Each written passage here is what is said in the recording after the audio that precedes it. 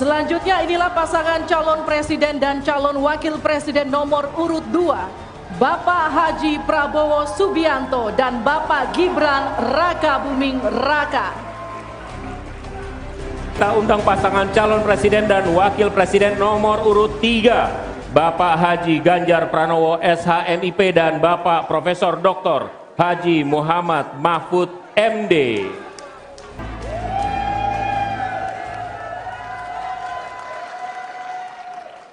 Dan untuk mengawali acara pada malam hari ini kita akan menyanyikan lagu kebangsaan Indonesia Raya, dilanjutkan jingle pemilu 2024. Bapak Ibu yang kami hormati dimohon untuk berdiri.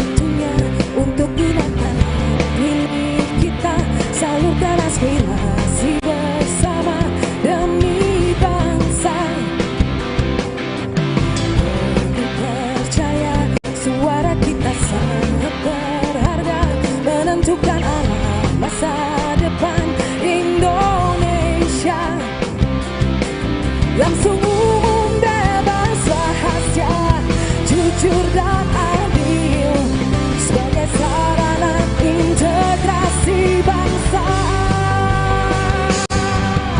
Ayo rakyat Indonesia, bersatu langkahkan kaki menuju bilik suara Rabu 14 Februari. Ayo rakyat Indonesia, beri kontribusi nyata, raih asa bersama, kita memilih untuk Indonesia.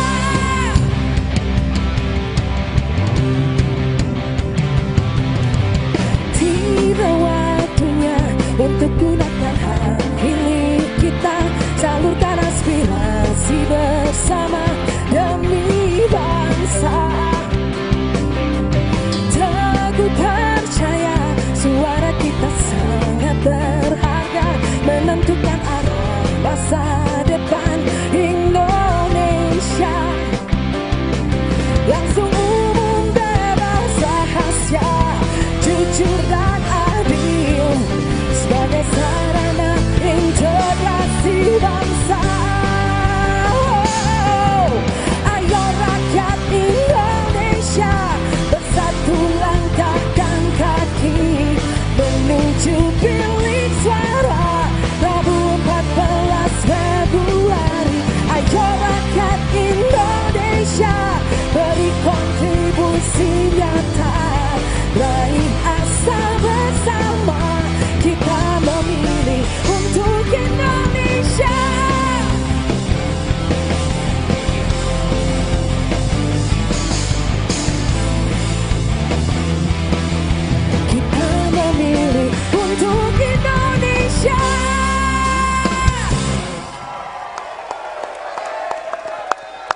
Terima kasih Bapak dan Ibu, kami persilahkan untuk duduk kembali.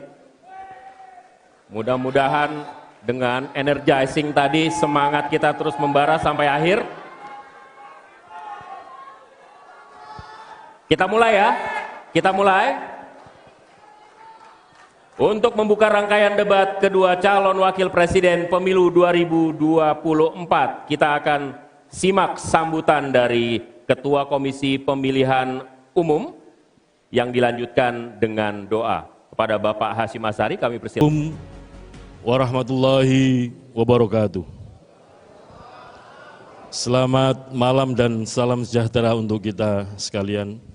Yang saya hormati para pimpinan partai politik peserta pemilu 2024, yang kami hormati pasangan calon presiden wakil presiden nomor urut 1 Bapak Haji Anies Rashid Baswedan dan Bapak Haji Abdul Muhaimin Iskandar. Yang kami hormati pasangan calon nomor urut 2 Bapak Haji Prabowo Subianto dan Bapak Gibran Raka Buming Raka. Yang kami hormati pasangan calon presiden wakil presiden nomor urut 3 Bapak Haji Ganjar Pranowo dan Bapak Haji Muhammad Mahfud MD. Yang kami hormati para anggota KPU beserta Sekjen KPU dan jajaran. Yang kami hormati Ketua dan anggota Bawaslu. Yang kami hormati Ketua dan anggota DKPP. Yang kami hormati para panelis yang telah memberikan dukungan kepada KPU untuk menyusun daftar pertanyaan untuk debat kali ini. Pertama-tama marilah kita memanjatkan puji syukur kepada Allah SWT, Tuhan yang Maha Kuasa, yang senantiasa melimpahkan rahmat dan nikmat kepada kita, terutama nikmat sehat walafiat, sehingga pada malam hari ini kita dapat bertemu di sini silaturahim kepemiluan dalam rangka debat kedua calon wakil presiden pemilu 2024. Ibu Bapak yang kami hormati, pada kesempatan ini adalah debat kedua dalam rangkaian kampanye pemilu presiden, yang kesempatan ini adalah debat yang dilaksanakan oleh calon wakil presiden. Mari kita bersama-sama menyimak, memperhatikan gagasan-gagasan, visi, misi, program masing-masing calon wakil presiden yang akan disampaikan kepada publik, kepada masyarakat, kepada rakyat pemilih Indonesia. Kita semua berharap apa yang disampaikan nanti akan memengaruhi pilihan. Dengan iringan doa, semoga apa yang kita kerjakan mendapatkan ridho dan rahmat dari Allah SWT, Tuhan yang Maha Kuasa, dan kita senantiasa diberikan kesehatan, kekuatan, dan kesabaran dalam menyelenggarakan pemilu 2024 ini. Berdoa sesuai dengan agama dan keyakinan kita masing-masing. Mulai.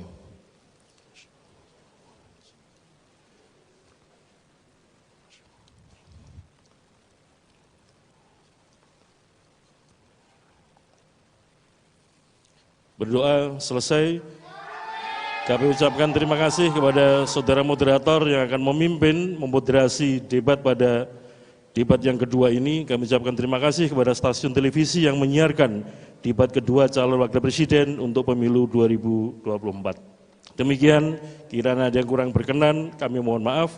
Assalamualaikum warahmatullahi wabarakatuh. Waalaikumsalam warahmatullahi wabarakatuh. Terima kasih Pak Ketua.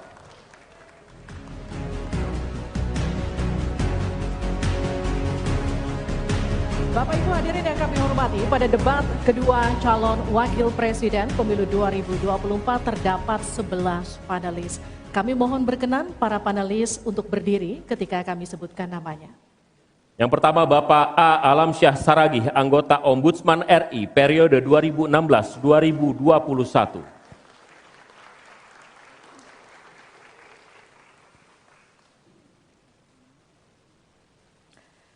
Selanjutnya Bapak Aditya Wardono, SE, MSI, MSc, PhD, Ekonom dan Pengajar Fakultas Ekonomi dan Bisnis Universitas Jember.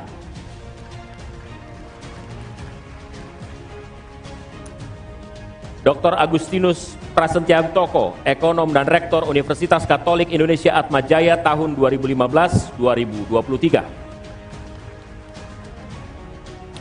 Profesor Dr. Fauzan Ali Rashid, MSI, Dekan Fakultas Syariah dan Hukum Universitas Islam Negeri Sunan Gunung Jati, Bandung. Henry Saparini, PhD, Pendiri dan Ekonom Core Indonesia. Profesor Dr. Doktorandus Hieronymus Rowa, MSI, Wakil Rektor Bidang Akademik dan Inovasi Institut Pemerintahan Dalam Negeri, IPDN. Poppy Ismalina, Master of Economics Development, PhD, Associate Professor di Departemen Ekonomi, Fakultas Ekonomika dan Bisnis, Universitas Gadjah Mada. Dr. Retno Agustina Eka Putri, SE, MSc, Rektor Universitas Bengkulu 2000. Dr. Suharnomo, SE, MSI, Dekan Fakultas Ekonomika dan Bisnis Universitas Diponegoro.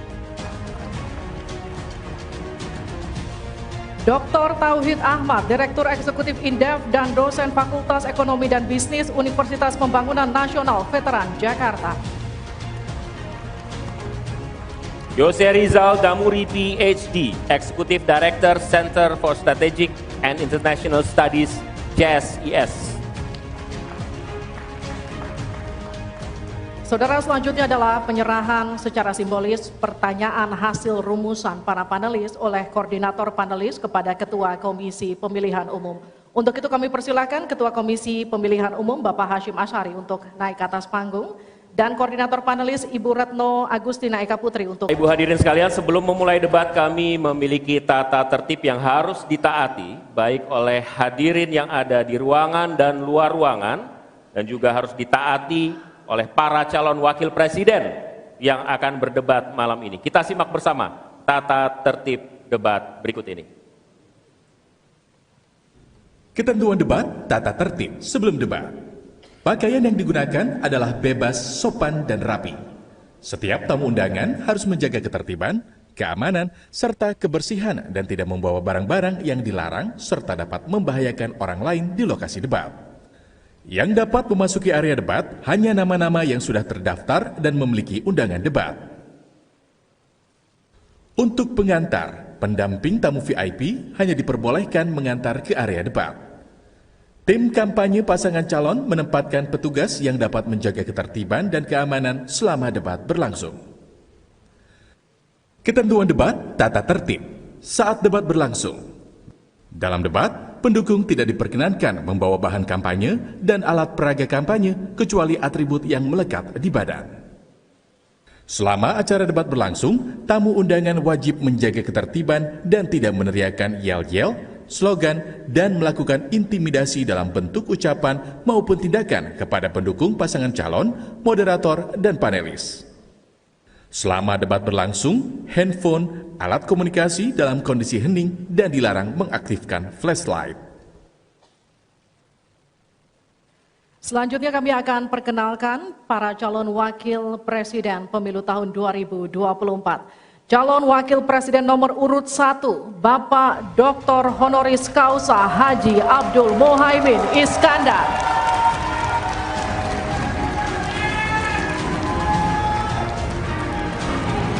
Selanjutnya calon Wakil Presiden nomor urut 2, Bapak Gibran Raka Buming Raka.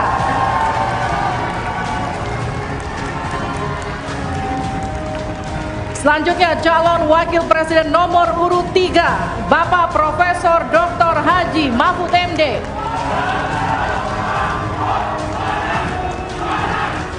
Baik, harap tenang. Terima kasih. Mohon tenang, kita sudah dengar tadi tata tertibnya ya. Oke. Dan langsung saja kita mulai debat calon Wakil Presiden Pemilu 2024. Pada sesi pertama, kita akan mendengarkan visi, misi, dan program kerja masing-masing pasangan calon yang akan disampaikan calon Wakil Presiden 2024. Jika pada debat pertama sebelumnya penyampaian visi misi dimulai dari paslon nomor urut 1, maka debat kali ini kami persilahkan calon wakil presiden nomor urut 2, Bapak Gibran Raka Buming Raka, untuk menyampaikan visi misi dan program kerja. Kami persilahkan, Pak.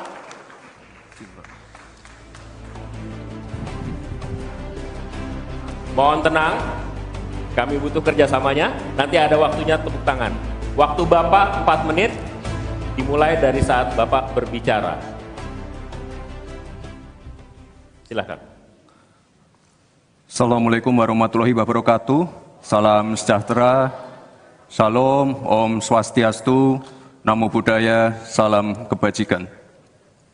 Indonesia ini negara besar. Kita harus mampu keluar dari middle income trap. Kuncinya, kita harus mampu menaikkan nilai tambah di dalam negeri. Di tengah gempuran resesi global, perang dagang, konflik geopolitik, rata-rata pertumbuhan ekonomi negara kita tetap resilient di rata-rata 5%. Pertumbuhan ekonomi yang berkualitas didukung dengan penurunan angka pengangguran, angka kemiskinan, penurunan angka Gini rasio, dan juga angka inflasi yang terkendali. Bapak Ibu yang saya hormati, teman-teman sesama anak muda, lalu apa agenda ke depan? Kita akan lanjutkan hilirisasi, bukan hanya hilirisasi tambang saja, tapi juga hilirisasi pertanian, hilirisasi perikanan, hilirisasi digital, dan lain-lain.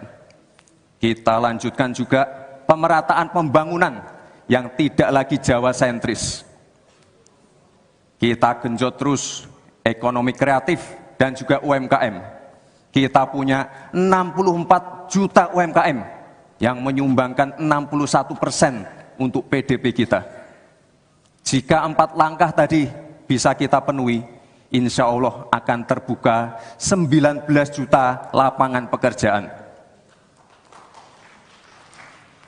Pemerataan pembangunan itu wajib. Sekarang investasi yang ada di luar Jawa sudah ada 53%. Pembangunan IKN yang berkelanjutan ini akan membuka titik pertumbuhan ekonomi baru, akan membuka akses dan juga konektivitas, sekaligus membuka lapangan kerja. IKN ini bukan hanya saja membangun bangunan pemerintahan, tapi juga sebagai simbol pemerataan pembangunan di Indonesia, dan juga sebagai simbol transformasi pembangunan Indonesia. Bapak dan Ibu yang saya hormati, saya juga berkeyakinan suatu saat nanti Indonesia akan menjadi raja energi hijau dunia dengan terus mengembangkan biodiesel, bioaftur dari sawit, bioetanol dari tebu, sekaligus kemandirian gula. Untuk menuju Indonesia emas dibutuhkan generasi emas.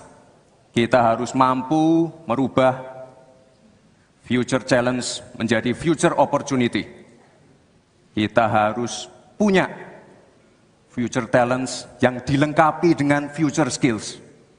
Untuk itu, hilirisasi digital akan kami genjot.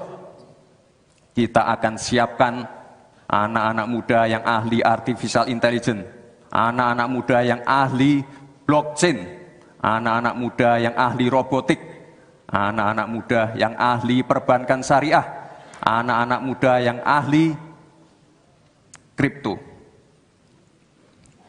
Bapak dan Ibu yang saya hormati, narasi besarnya di sini adalah keberlanjutan, percepatan, dan penyempurnaan. Terima kasih. Wassalamualaikum warahmatullahi wabarakatuh. Selamat Hari Ibu. Selamat untuk kaum perempuan hebat di Indonesia. Terima kasih. Baik. Waktu habis. Terima kasih.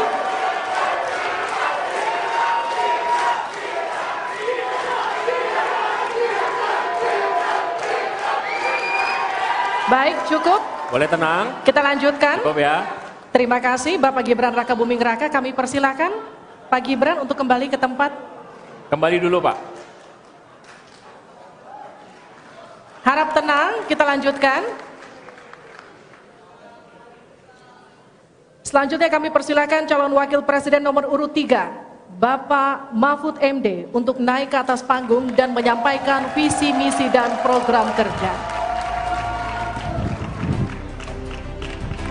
Pak Mahfud, waktu Bapak 4 menit. Kami akan mulai ketika Bapak mulai berbicara. Silakan. Assalamualaikum warahmatullahi wabarakatuh. Mari kita bersujud semuanya, saudara-saudara di seluruh Indonesia, kepada Ibu kita dalam rangka mengucapkan selamat Hari Ibu 22 Desember 2023 ini. Dan sesudah ini kita lanjutkan pengabdian kita kepada Ibu Pertiwi. Ada yang bertanya kepada kami, mungkin tidak Anda mentargetkan mendapat pertumbuhan ekonomi 7% di dalam 1 tahun. Karena di dalam sejarah reformasi tidak pernah sampai tumbuh sebanyak 7%. Dulu hanya itu dicapai pada tahun 89 sampai 91 di era Orde Baru. Lalu pertanyaan itu saya sampaikan kepada beberapa orang ahli. Lalu mereka mengatakan hanya karena kebodohan kita ini tidak bisa menaikkan pertumbuhan ekonomi menjadi 7% karena kita ini kaya raya dengan sumber daya alam dan sumber daya manusia yang hebat. Masalahnya apa? Masalahnya banyak korupsi dan inefisiensi di sektor-sektor pertumbuhan ekonomi, yaitu di sektor konsumsi, belanja pemerintah, ekspor impor, dan investasi. Jadi dengan demikian karena banyak korupsi, dan itu memang betul terjadi. Coba lihat, berdasar hasil SIGI, Transparansi Internasional, korupsi terjadi di lembaga legislatif, eksekutif, dan yudikatif secara besar-besaran. Korupsi juga terjadi di 3 metra alam kita ini. Kita menginjak bumi, ada korupsi di tanah dan pertambangan. Kita ke laut, ada korupsi di masalah kelautan. Kita melihat udara, pesawat terbang kita, ternyata di udara juga banyak korupsi. Akibatnya apa? Rakyat miskin. Saya ketemu dengan seorang bernama Teddy dan Joni di Padang. Seorang atau 2 orang pegawai angkutan perusahaan truk menyatakan tidak pernah bisa mendapat subsidi minyak yang disediakan oleh negara karena tidak pernah sampai di korupsi. Saya juga ketemu dengan seorang Sri Wulan, anak kecil di Parongpong, Bandung Barat. Dia mengajak saya main layang-layang, katanya, "Bapak, saya ingin terbang seperti layang-layang meraih cita, tapi saya tidak dapat." Kemudian saya ingat pulau saya Madura. Di Madura itu kaya dengan gas alam, tetapi sampai sekarang tidak pernah dioptimalkan untuk dimanfaatkan. Maka kuncinya adalah bagaimana kita memberantas korupsi. Lalu ada yang tanya kepada saya, "Bapak, kalau Bapak jadi wakil presiden orang takut ditangkap." Saya panggil para ekonom dan para pelaku usaha, "Apa betul Anda takut kepada saya kalau saya wapres?" "Tidak, Bapak. Justru kami perlu seorang penegak hukum seperti Bapak. Karena apa? Kami kalau mau investasi di Indonesia ini diperas. Mau berusaha ini diperas. Kalau kami bayar padahal diperas, lalu ketahuan kami ditangkap katanya kami menyuap." Itulah Indonesia ini pada saat ini. Oleh sebab itu, saudara sekalian, kita harus lawan korupsi. Menimbang istilah anak muda, "Hai koruptor, kutabrak kau. Hai wir, mundur kau wir. Nah korupsi, setabrak." Saudara sekalian, ini semua dalam rangka agar terjadi pemerataan seperti ketentuan pasal 3 Undang-Undang Dasar. Di Al-Quran disebut kaila yakuna dolatan bainal yang. Jangan biarkan kekayaan itu hanya beredar di antara orang kaya. Waktu Bapak selesai. habis. Baik, terima kasih Pak Mahfud. Silakan kembali Pak. Baik. Oke, mohon tenang. Selanjutnya kami akan berikan kesempatan kepada calon wakil presiden nomor urut 1, Bapak Muhaimin Iskandar untuk naik ke atas panggung, menyampaikan visi misi dan program kerja. Mohon tenang. Selamat malam, salam sejahtera untuk kita semua. Harusnya saya bicara pada debat yang pertama. Tapi hari ini saya sungguh bersyukur akhirnya bisa bertemu. Tapi jangan salah paham, bukan karena saya ambisi jadi presiden, tapi karena saya punya pelajaran yang penting selama saya berjuang di politik. Apa itu? Saya menyaksikan dan menjadi bagian dari adanya pemerintah yang memiliki kewenangan mutlak, terutama pimpinan tertinggi, untuk bisa menghadirkan keadilan dan kemakmuran rakyat. Inilah yang disebut sebagai selepet, menjadi bagian dari kewenangan untuk menghadirkan kemakmuran dan keadilan. Selepet itu seperti sarung yang saya bawa ini. Bisa di kalangan santri, bisa membangunkan yang tidur, menggerakkan yang loyo, dan sekaligus mengingatkan yang lalai. Alhamdulillah, Gusti Allah memberi kesempatan saya untuk bersama-sama Mas Anies yang memiliki pemikiran yang sama untuk terwujudnya perubahan dan perbaikan. Bahkan kami berdua seperti botol dengan tutupnya. Jangan salah, selepet itu disrupsi. Disrupsi itu adalah awal dari perubahan. Bayangkan, 100 orang Indonesia kekayaannya di atas 100 juta jumlah penduduk Indonesia. Artinya ini keadaan yang tidak adil. Ini harus kita selepet. Kita juga harus punya keyakinan bahwa 100 orang yang kaya ini kita pajakin bersamaan dengan kita turunkan pajak kelas menengah di Indonesia. Hari ini cabai mahal, telur mahal, beras mahal, barang-barang mahal, tengkulak jahat, mafia penguasai dan merajalela di mana-mana. Padahal rakyat sudah kerja. Ini harus kita selepet. Angka pengangguran sudah 8 juta, 80 juta memang bekerja, tetapi di sektor informal. Mereka tidak mendapatkan penghasilan yang pasti, dan bahkan dompetnya dipastikan tipis. Ini yang harus kita selepet. Amin menginginkan bansos yang memang menjadi kewajiban negara ini diteruskan dan bahkan harus ditingkatkan, sehingga kita ingin bansos plus yang semakin membawa rakyat kita memiliki kemampuan daya beli yang mendongkrak ekonomi masyarakat kita. Insya Allah Amin akan memastikan 5% anggaran dari APBN atau sekitar 150 triliun kita khususkan untuk kamu kaum muda Indonesia.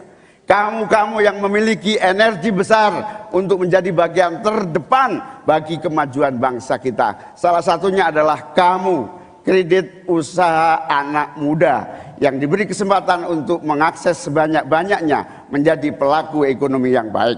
Kita akan hadirkan bagaimana agar desa-desa tumbuh berkembang. Insya Allah 5 miliar per desa akan kita wujudkan tiap tahun bagi pembangunan nasional kita. Kita juga akan siapkan seluruh bantuan-bantuan yang memungkinkan tumbuh menjadi maju. Waktunya. Mohon maaf, waktu Anda habis, Bapak. Terima kasih Pak, kembali ke tempat. Terima kasih. Berikan aplaus dan apresiasi untuk 3 calon wakil presiden yang sudah menyampaikan visi, misi, dan program mereka.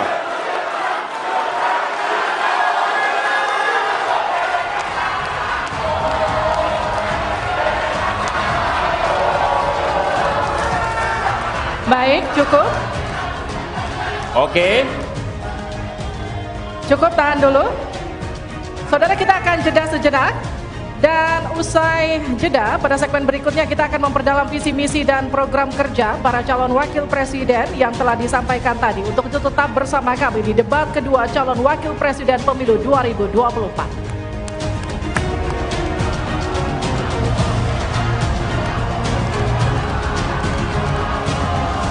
Mari kita sukseskan pemilu 2024 dengan datang ke TPS pada tanggal 14 Februari 2024. Mari kita berpartisipasi, jangan golput, gunakan hak suara kita dalam pemilu 2024. Nyoblos dong. Jangan golput. Jangan golput ya.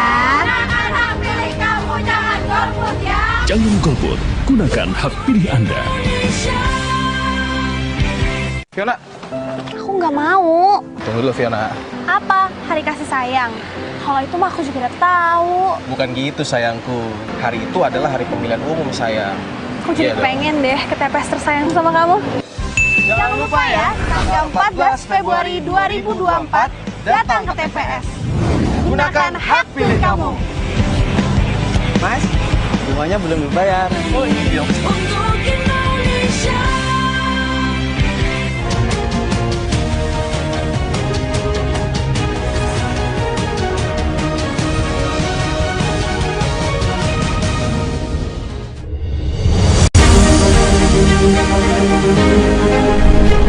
Mari kita sukseskan pemilu 2024 dengan datang ke TPS pada tanggal 14 Februari 2024. Suara kita menentukan masa depan bangsa.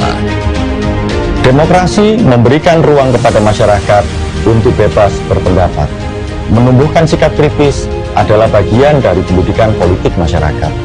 Demokrasi sejatinya adalah persaingan sekaligus berjalan beriringan sesama anak bangsa. Mari kita berpartisipasi, jangan golput, gunakan hak suara kita dalam pemilu 2024. Karena udah dicapai ya nyoblos lah. Nyoblos dong. Jangan golput. Jangan golput. Jangan golput ya. Gunakan hak pilih kamu, jangan golput ya. Jangan golput, gunakan hak pilih Anda. Perempuan memiliki hak dan peran yang sama dengan laki-laki untuk memilih dan dipilih dalam pemilu tahun 2024. Representasi perempuan di lembaga politik bangsa akan menentukan kebijakan bangsa Indonesia di masa depan. Ayo, kita jadi perempuan cerdas. Jangan sia-siakan hak pilih kita dalam pemilu tahun 2024. Bu, 14 Februari ya? Beres ya, Ibu takkan lupa toh. Don, kamu juga ya? Ya Bu, tanggal 14 Februari kan? Cie, 14 Februari. Iya dong, 14 Februari aku mau milih. Yah, 14 Februari ada apa sih? 14 Februari itu saat kita memilih. Kamu juga ya, cek apakah kita sudah terdaftar sebagai pemilih di cekdptonline.kpu.go.id. Rabu 14 Februari 2024. Yuk, kita nyoblos! Semua manusia derajatnya sama di hadapan Sang Pencipta. Kami punya hak yang sama dengan kalian untuk menentukan masa depan bangsa. Fisik kami memang tak sempurna, namun kami punya cita-cita. Kami adalah warga negara Indonesia dan kami tak ingin suara kami sia-sia. Ingat, gunakan hak pilihmu dalam pemilu 14 Februari 2024. Untuk Indonesia. Fiona. Aku nggak mau. Tunggu dulu Fiona. Apa? Hari kasih sayang. Kalau itu mah aku juga udah tahu. Bukan gitu sayangku. Hari itu adalah hari pemilihan umum sayang. Aku jadi pengen deh ke TPS tersayang sama kamu. Jangan lupa ya, tanggal 14 Februari 2024 datang ke TPS. Gunakan hak pilih kamu. Mas, bunganya belum dibayar. Oh iya. Untuk Indonesia. Pemilu 2024 kamu nyoblos siapa, Nat? Gak tahu deh, aku nyoblos apa enggak ya? Emang suara aku ada pengaruh gitu? Suara pemilih pemula kayak kita ini berpengaruh loh. Nah, makanya kamu jangan sampai golput. Kita harus berpartisipasi dalam pemilu 2024. Generasi Z kayak kita ini menentukan masa depan bangsa. Anak muda membangun bangsa. Pemilih gak keren.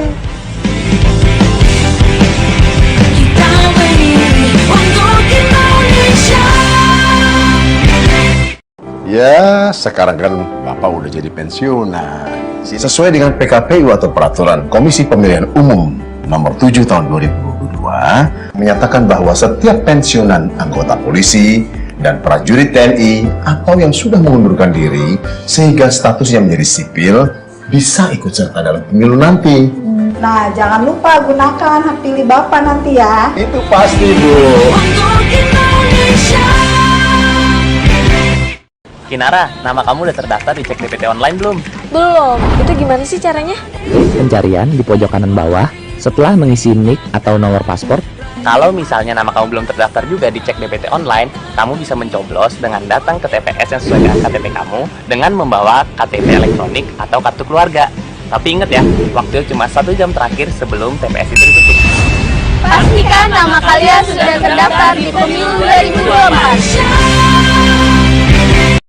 Bahwasanya keyakinan tiap manusia bisa berbeda-beda. Perbedaan justru bisa menyatukan. Toleransi adalah bagian dari demokrasi. Pulih rakyat adalah kita. Jangan sia-siakan hak pilihan. Demi Indonesia damai, adil, dan makmur, Mari kita berpartisipasi dalam pemilu 14 Februari 2024.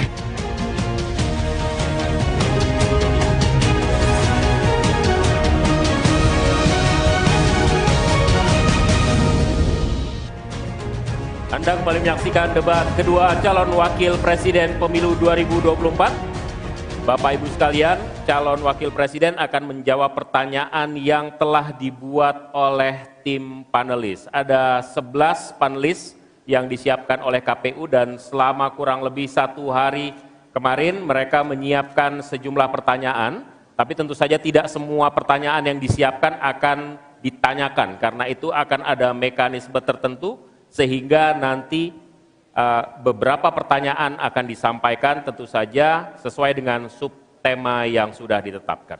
Ya, dan untuk memastikan debat berlangsung adil, pertanyaan masing-masing subtema akan diundi. Dan untuk memulai segmen debat, berkenan para calon wakil presiden untuk naik ke atas panggung dan menempati podium masing-masing. Kami persilahkan Bapak. Pak Muhaimin, Pak Gibran, Pak Mahfud, kami persilahkan.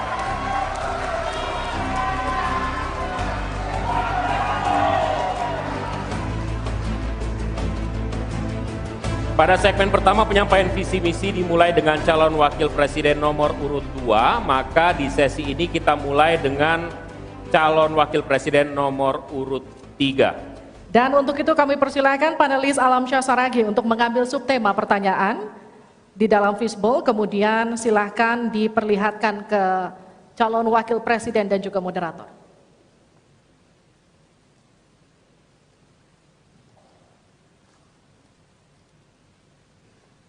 Dimasukkan ke tempat yang kosong, tidak apa-apa Pak? Iya. Tarik saja biar cepat. Yes. Silakan diperlihatkan ke calon wakil. Hanya cukup di tempat nanti Bapak, diangkat saja oleh... Bapak. Baik, tolong dihadapkan ke kami Bapak.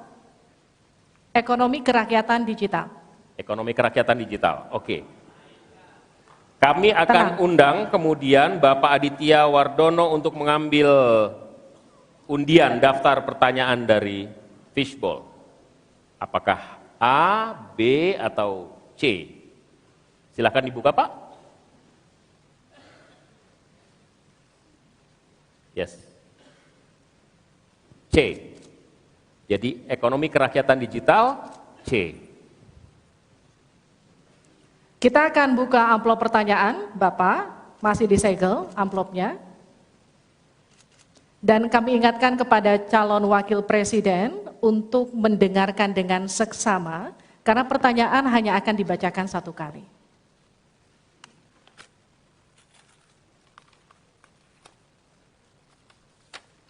Pertanyaan untuk calon wakil presiden nomor urut 3, Bapak Mahfud MD. Terkait ekonomi kerakyatan dan digital. Digitalisasi membuka akses pasar yang lebih luas, tetapi juga berpotensi merugikan usaha mitra dan konsumen melalui penyalahgunaan data digital. Pertanyaannya, bagaimana kebijakan paslon untuk mengatasi hal tersebut. Waktu untuk menjawab 2 menit dimulai sejak Bapak menjawab. Kami persilakan.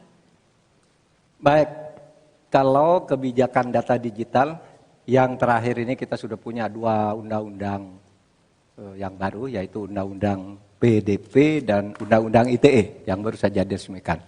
Tapi lebih dari itu, menurut saya digital atau ekonomi digital ini tidak bisa dihindarkan oleh siapapun.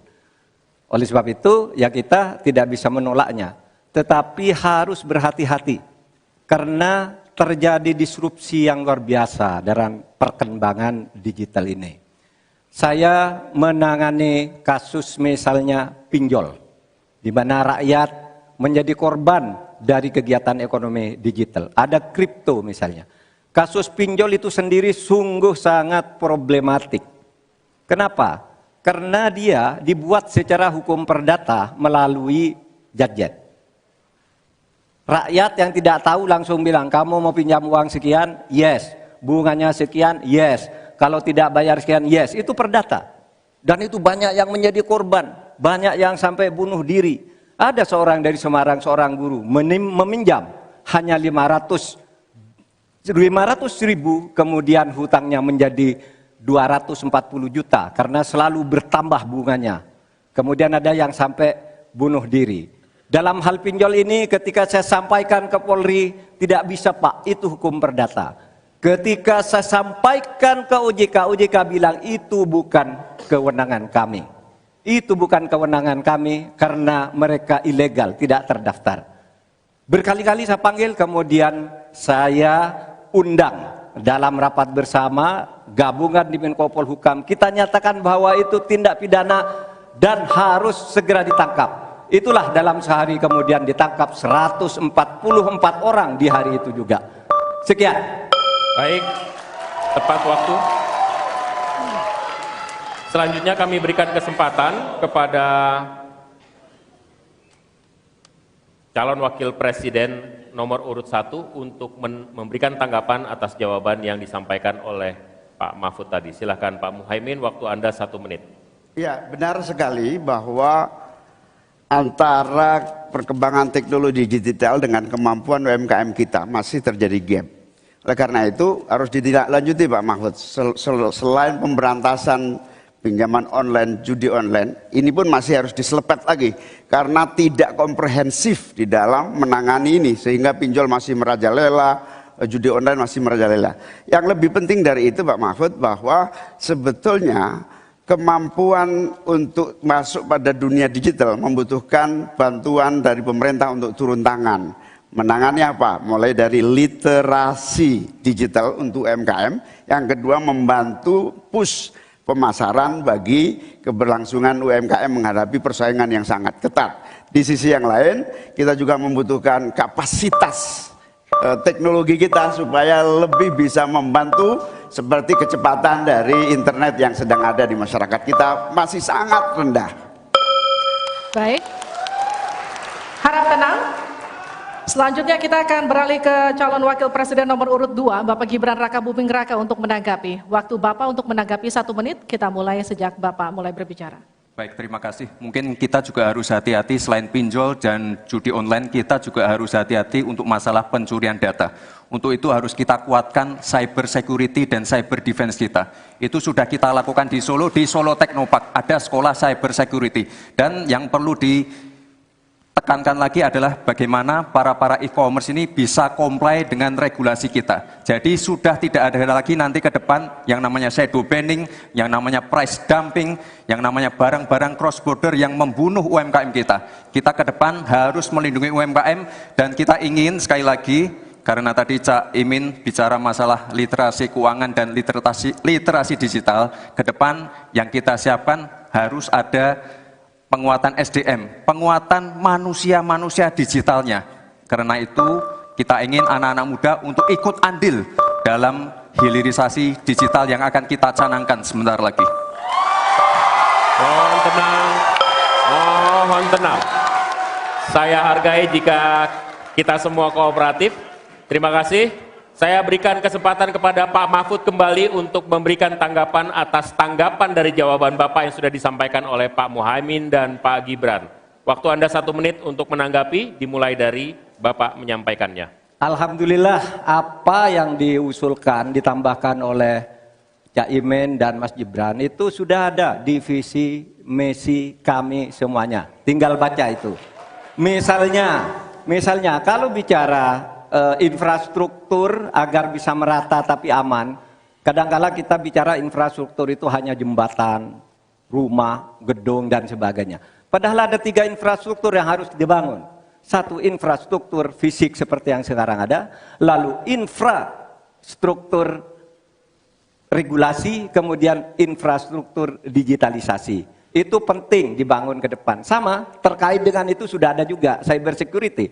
Bahkan saya sendiri yang memimpin rapat di Menko Polhukam dengan memanggil pihak-pihak yang terkait dengan tugas-tugas ini agar cyber security ke depan ditegakkan dengan sebaik-baiknya agar kita tidak selalu kecolongan.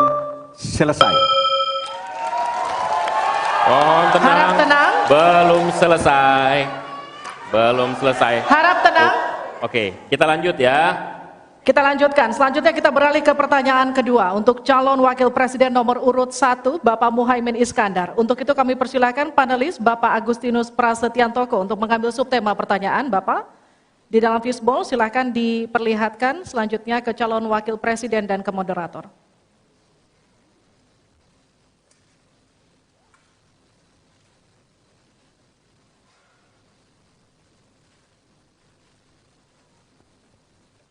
Investasi. Selanjutnya kami mengundang Bapak Fauzan Ali Rashid untuk mengambil undian huruf A, B, atau C. Kita lihat. Huruf A. Baik, terima kasih Pak.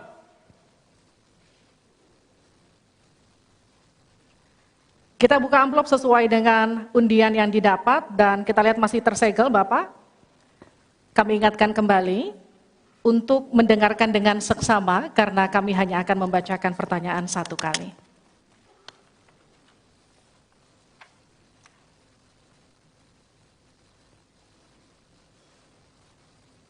Pertanyaan untuk calon wakil presiden nomor urut 1 Bapak Muhaimin Iskandar dengan subtema investasi. Kontribusi usaha menengah terhadap ekonomi kita sebesar 13%, sementara Thailand mencapai 18% dan Singapura 22%. Pertanyaannya, bagaimana strategi paslon meningkatkan investasi untuk usaha menengah dan mendorong usaha kecil naik kelas? Waktu Bapak untuk menjawab 2 menit dimulai sejak Bapak berbicara. Silakan. Terima kasih. Investasi salah satu yang paling penting buat pertumbuhan ekonomi kita. Dan investasi tidak akan ada masuk ke tanah air kita apabila tidak kita bangun trust, kepercayaan internasional, kepercayaan dalam negeri dengan apa? Dengan kepastian hukum dan terjaganya kestabilan usaha yang berkembang di masyarakat kita. Di sisi yang lain, investasi juga masih sangat tertutup. Kita ingin investasi ini begitu terbuka dan tidak hanya berkonsentrasi kepada investasi yang menumpuk pada sektor-sektor tertentu atau padat modal. Kita perlu menggeser investasi ini menjadi padat karya yang bisa melibatkan seluruh anak bangsa ini mendapatkan pekerjaan. Di sisi yang lain, di lain halnya investasi yang transparan akan membuka akses usaha kecil dan menengah untuk terlibat di dalam proses investasi yang masuk ke dalam negeri maupun yang ada di masyarakat. Kedua, agar investasi ini bisa masuk buat kalangan UMKM dan seluruh pelaku usaha kecil, maka kita harus kuatkan kapasitas dan kualitas produksi dari UMKM kita, sekaligus tanggung jawab pemerintah ini meyakinkan sekaligus memberi fasilitas kemampuan pemasaran untuk meyakinkan para calon investor baik di dalam negeri maupun dari luar negeri.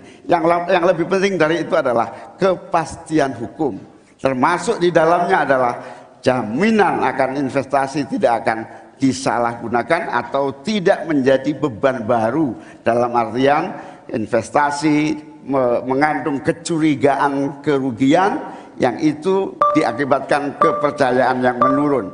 Kredibilitas pemerintah hukum harus ditegakkan untuk membangun trust agar semua yang investasi merasa aman. Cukup, waktu Anda habis.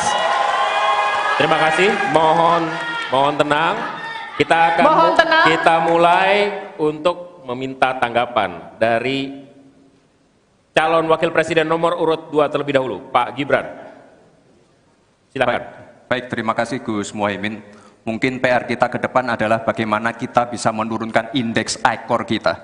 Kita ingin indeks ICOR kita turun ke angka 4 atau 5%, sehingga investasi akan naik dan akan menumbuhkan trust juga dari para calon-calon investor.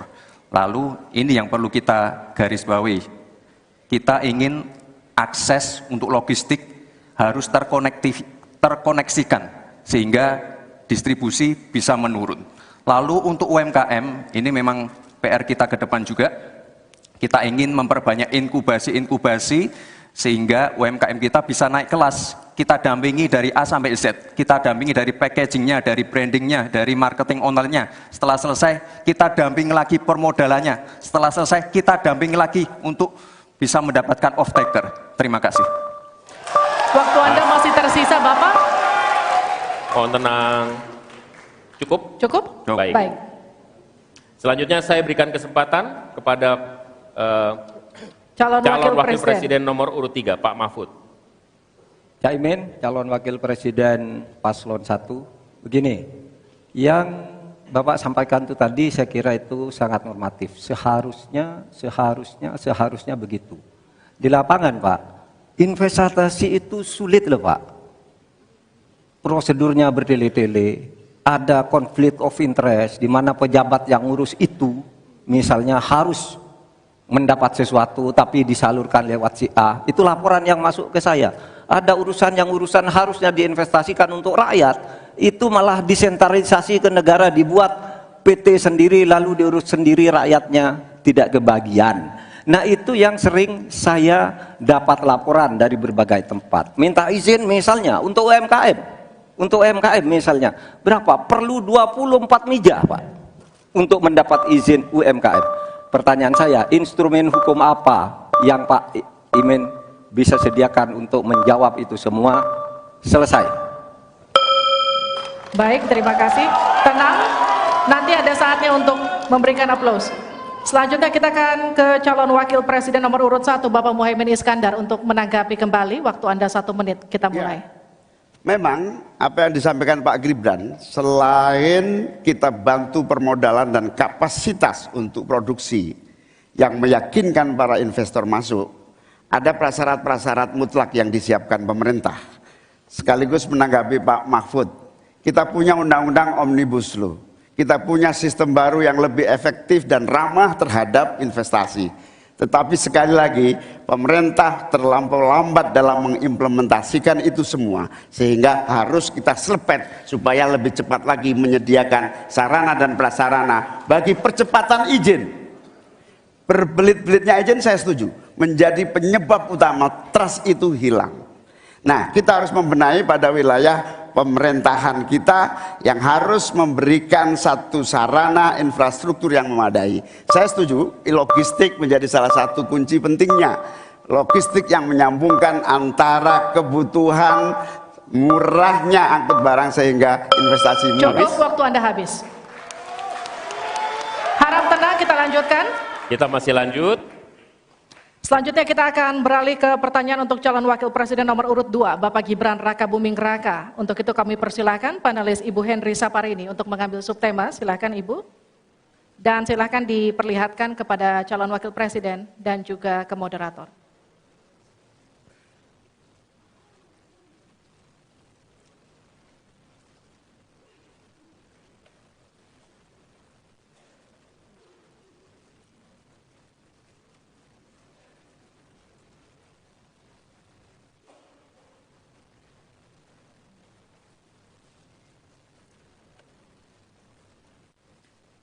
Keuangan, pajak, dan tata kelola APBN APBD. Baik, untuk selanjutnya Pak Hieronymus Rowa, kami mohonkan untuk mengambil undian. untuk mengetahui huruf apa yang akan muncul. B, ya. Baik, terima kasih. Kita akan ambil dan buka amplop pertanyaan sesuai dengan undian dan silakan amplopnya masih tersegel. Kami ingatkan kembali, mohon disimak baik-baik karena kami hanya akan membacakan pertanyaan satu kali. Pertanyaan untuk calon wakil presiden nomor urut 2, Bapak Gibran Rakabuming Raka. Untuk subtema keuangan, pajak, pengelolaan APBN dan APBD. Hanya sepertiga APBN yang dapat digunakan untuk membiayai pembangunan. Padahal janji kerja program paslon memerlukan biaya tinggi. Pertanyaannya, mana yang menjadi pilihan prioritas anggaran? Pembangunan infrastruktur fisik atau pembangunan kualitas SDM dan ekonomi rakyat? Waktu Bapak untuk menjawab 2 menit, kita mulai ketika Bapak mulai berbicara. Baik, terima kasih. Tidak semuanya harus menggunakan APBN. Contoh IKN, banyak yang gagal paham. Tidak 100% pembangunan IKN itu menggunakan APBN. Yang digunakan hanya 20%. Sisanya adalah investasi dari swasta dan investasi dari luar negeri. Ini yang banyak yang gagal paham. Lalu kita mengacu ke pertanyaan, infrastruktur fisik atau SDM, dua-duanya penting. Dan dua-duanya harus dijalankan secara paralel. Karena sekali lagi, untuk menuju Indonesia emas dibutuhkan generasi emas. Kita butuh future talents yang menguasai future skills. Untuk itu, di tingkat SMK misalnya, kita perlu alat-alat yang ada di SMK itu bisa memenuhi kebutuhan zaman, kebutuhan industri. Sehingga ketika anak SMK lulus, mereka benar-benar bisa siap kerja, siap menerima tantangan kerja. Lalu, untuk fisik, tidak selalu harus dari APBN, sekali lagi. Bisa kolaborasi, misalnya dengan swasta, dengan CSR. Jadi tidak semuanya harus dibebani oleh APBN. Lalu apa PR kita ke depan? PR kita ke depan harus bisa menambah penerimaan negara. Untuk itu kami dari Paslon 2 akan membentuk lembaga badan penerimaan negara yang dikomandoi langsung oleh Presiden. Sehingga nanti ketika berkoordinasi dengan kementerian-kementerian ini bisa lebih luas. Dan sekali lagi kita ingin menaikkan rasio pajak sehingga penerimaan negara nanti bisa kita gunakan untuk pendidikan, untuk kesehatan, dan lain-lain. Terima kasih. Mohon tenang, masih ada waktu. Terima kasih. Saatnya menanggapi Pak Mahfud. Waktu Anda 1 menit dimulai dari Anda menyampaikannya. Mas Gibran, saya sangat tertarik tentang IKN dan itu bagus. Harus kita laksanakan sebagai warisan dari Pak Jokowi. Tapi tadi saya tergelitik, anggaran untuk IKN itu hanya 20% dari APBN dan sisanya dari investor. Sejauh yang kita baca, sampai sekarang belum ada satupun investor yang masuk ke sana. Coba kalau ada sebutkan. Kalau ada sebutkan misalnya 2 atau 1 gitu, investor mana yang sudah masuk ke sana. Yang saya dengar justru ada ratusan ribu hektar tanah sudah dikuasai oleh pengusaha-pengusaha tertentu sekarang ini. Nah, saya setuju ke depannya itu agar mengundang investor, IKN harus diteruskan tetapi pendanaannya harus sesuai dengan tujuan semula, bahwa itu sebenarnya mengundang investor. Tapi sekarang ini yang sudah jadi itu semuanya dari APBN. Sehingga memang diperlukan langkah-langkah perbaikan agar warisan baik Presiden Jokowi ini bisa kita lanjutkan. Terima kasih, selesai. Baik. Terima kasih. Kita masih lanjut. Masih lanjut. Mohon tenang. Selanjutnya giliran calon wakil presiden nomor urut 1 Bapak Muhaimin Iskandar untuk memberikan tanggapan. Waktu Anda 1 menit. Kita mulai ketika Anda mulai berbicara. Mohon tenang dulu. Iya. Saya baru tahu kalau boleh di sini juga. Supaya lebih dekat sama panelis. Bisa mulai. Jadi saya setuju bahwa yang paling penting bukan soal infrastruktur dulu atau SDM dulu. Yang paling penting dari ini adalah kemampuan membaca skala prioritas. seluruh proyek-proyek besar yang ambisius, ini IKN sebagai salah satu contoh saja, itu kalau hanya mengandalkan APBN hampir 500 triliun. Padahal 1% saja dari 400 sekian triliun itu untuk bangun jalan seluruh Kalimantan beres, membangun seluruh kota-kota di Kalimantan beres. Dan yang paling penting infrastruktur yang untuk SDM 3% aja dari seluruh anggaran IKN itu bisa membangun sekolah dengan baik di seluruh Kalimantan. Itu contoh kemampuan mengambil skala prioritas. Oleh karena itu skala prioritas sangat penting. Mohon tenang. Sekarang kita berikan kesempatan kepada Pak Gibran untuk menanggapi atas tanggapan yang sudah disampaikan. Silakan. Baik, saya izin menanggapi Gus Muhaimin dulu. Saya ingat sekali Gus Muhaimin dulu sempat ikut meresmikan dan potong tumpeng di IKN. Ini gimana? Ini nggak konsisten. Dulu dukung, sekarang nggak dukung karena menjadi wakilnya Pak Anies yang mengusung tema perubahan. Sekali lagi Gus, mohon maaf, IKN ini bukan hanya membangun bangunan pemerintah, tapi juga sebagai simbol pemerataan pembangunan di Indonesia, sebagai simbol transformasi pembangunan di Indonesia. Dan untuk menanggapi Prof. Mahfud, Prof, mungkin nanti setelah pulang dari debat bisa di Google, sudah banyak yang masuk Mayapada, Agung Sedayu. Dan nanti akan tambah lagi mungkin setelah Pilpres, karena mereka akan pasti akan wait and see melihat stabilitas politik di Indonesia. Terima kasih Prof. Baik, silakan berikan apresiasi dan aplaus dulu deh, biar semangat semua. 1, 2, 3 pendukung-pendukungnya silakan bersemangat memberikan apresiasi.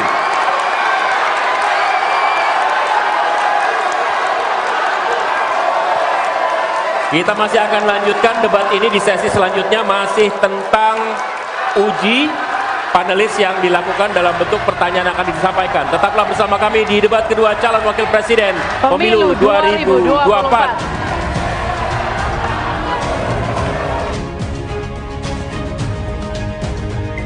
RT, nama saya udah terdaftar belum sebagai pemilih?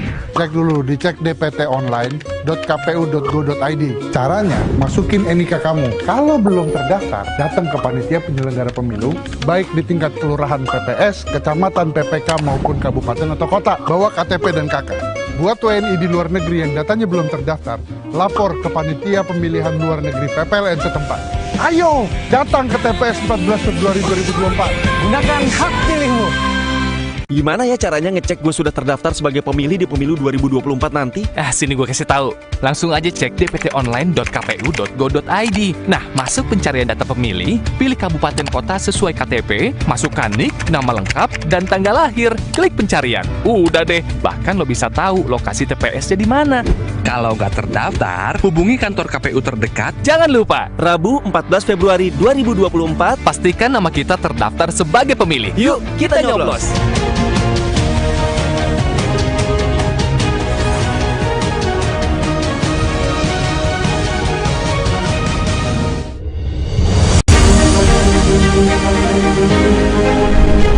Mari kita sukseskan pemilu 2024 dengan datang ke TPS pada tanggal 14 Februari 2024. Suara kita menentukan masa depan bangsa. Demokrasi memberikan ruang kepada masyarakat untuk bebas berpendapat. Menumbuhkan sikap kritis adalah bagian dari pendidikan politik masyarakat. Demokrasi sejatinya adalah persaingan sekaligus berjalan beriringan sesama anak bangsa. Mari kita berpartisipasi, jangan golput, gunakan hak suara kita dalam pemilu 2024. Karena udah didapat ya noblos lah. Noblos dong. Jangan golput, jangan golput. Jangan golput ya. Gunakan hak pilih kamu, jangan golput ya.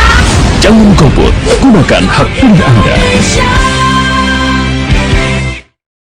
Perempuan memiliki hak dan peran yang sama dengan laki-laki untuk memilih dan dipilih dalam pemilu tahun 2024. Representasi perempuan di lembaga politik bangsa akan menentukan kebijakan bangsa Indonesia di masa depan.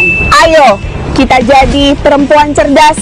Jangan sia-siakan hak pilih kita dalam pemilu tahun 2024. Bu, 14 Februari ya? Beres ya, Ibu takkan lupa toh. Don, kamu juga ya? Ya Bu, tanggal 14 Februari kan?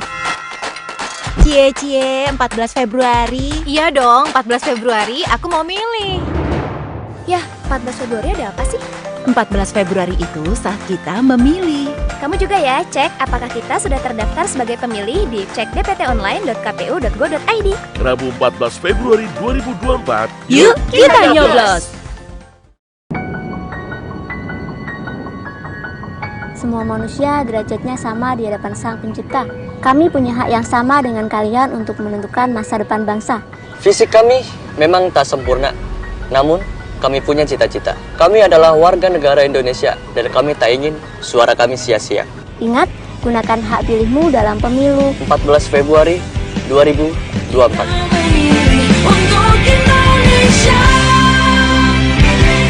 Fiona, Aku nggak mau. tunggu dulu Fiona. Apa? Hari kasih sayang? Kalau itu mah aku juga udah tahu. Bukan gitu sayangku. Hari itu adalah hari pemilihan umum sayang. Aku jadi pengen deh ke TPS tersayang sama kamu. Jangan lupa ya, tanggal 14 Februari 2024 datang ke TPS. Gunakan hak pilih kamu. Mas, bunganya belum dibayar. Oh iya.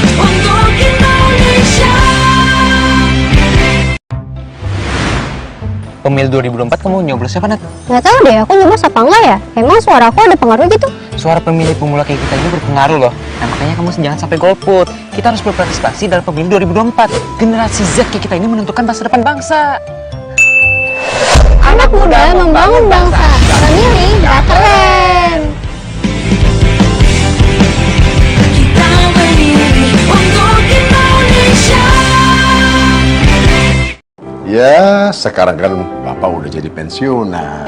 Sesuai dengan PKPU atau Peraturan Komisi Pemilihan Umum Nomor 7 Tahun 2022 menyatakan bahwa setiap pensiunan anggota polisi dan prajurit TNI atau yang sudah mengundurkan diri sehingga statusnya menjadi sipil bisa ikut serta dalam pemilu nanti.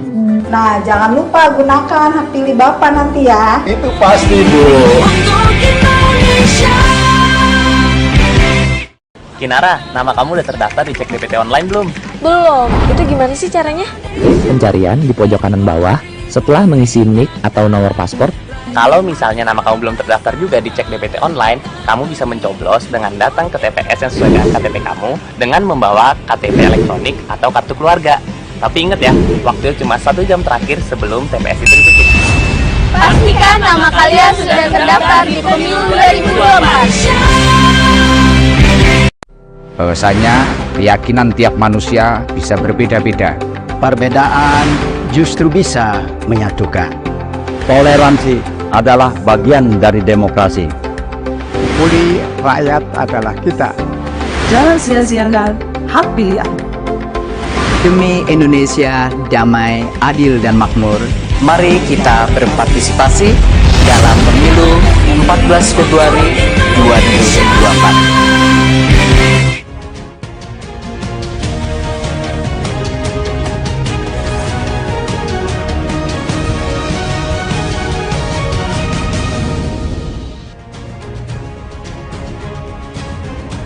Masih di debat kedua calon wakil presiden pemilu 2024, kami undang Pak Muhaimin, Pak Gibran, dan Pak Mahfud untuk tetap ada di podium. Kita masih akan lanjutkan pendalaman visi dan misi.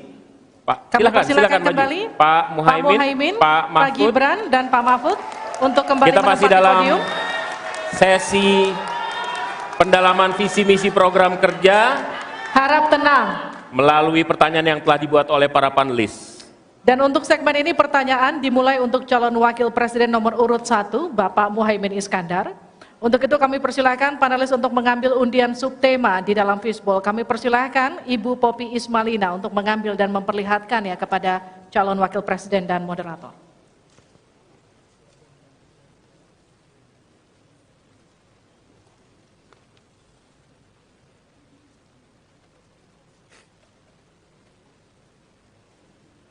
Silakan diperlihatkan.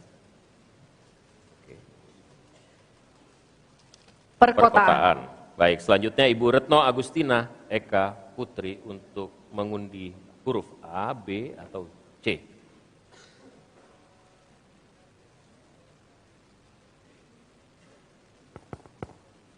Silakan diperlihatkan huruf B. Perkotaan huruf B. Perkotaan huruf B.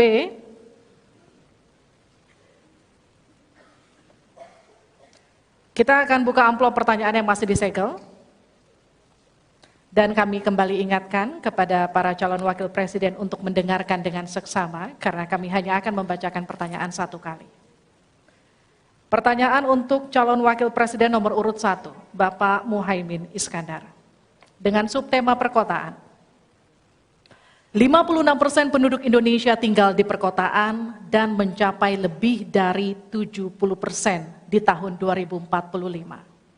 Permasalahan akan semakin kompleks, seperti transportasi publik, sampah, dan kawasan kumuh.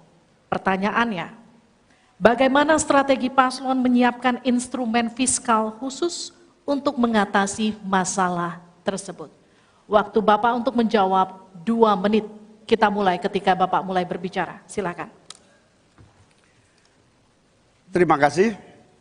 Perkotaan ini menjadi kebutuhan untuk terus menjadi bagian dari pembangunan nasional kita. Di antara kebutuhan pokok dari perkotaan ini adalah infrastruktur yang memadai. Dan dalam kerangka agar tidak terjadi penumpukan penduduk di dalam satu perkotaan, maka pembangunan perkotaan harus dibikin merata di berbagai tempat. Kami memiliki satu tekad bahwa di dalam pemerintahan yang akan datang minimal harus dibangun 40 kota baru yang selevel dengan Jakarta. Dengan kemampuan menampung jumlah penduduk, memberikan sarana dan prasarana yang memadai, sekaligus kemampuan untuk terjaganya lingkungan yang memungkinkan untuk sehat, termasuk kehidupan yang memberikan kenyamanan bagi seluruh penduduknya, di mana perumahan tidak terlampau jauh dari pusat-pusat pekerjaan, di mana akses pendidikan bisa sampai pada yang dibutuhkan. Sementara fiskal yang dibutuhkan, kita harus pandai-pandai mengambil prioritas. Sekali lagi, kita bukan setuju atau tidak setuju IKN. Yang paling penting adalah prioritas kepemerataan dan keadilan agar terbangun kota-kota sehingga sarana air bersihnya terwujud. Balikpapan kasihan, Banjarmasin kasihan, Pontianak kasihan. Karena apa? Kota-kota ini dalam waktu singkat bisa kita sulap menjadi lebih baik. Karena apa? Fiskal yang kita sediakan dirata adilkan di masing-masing perkotaan.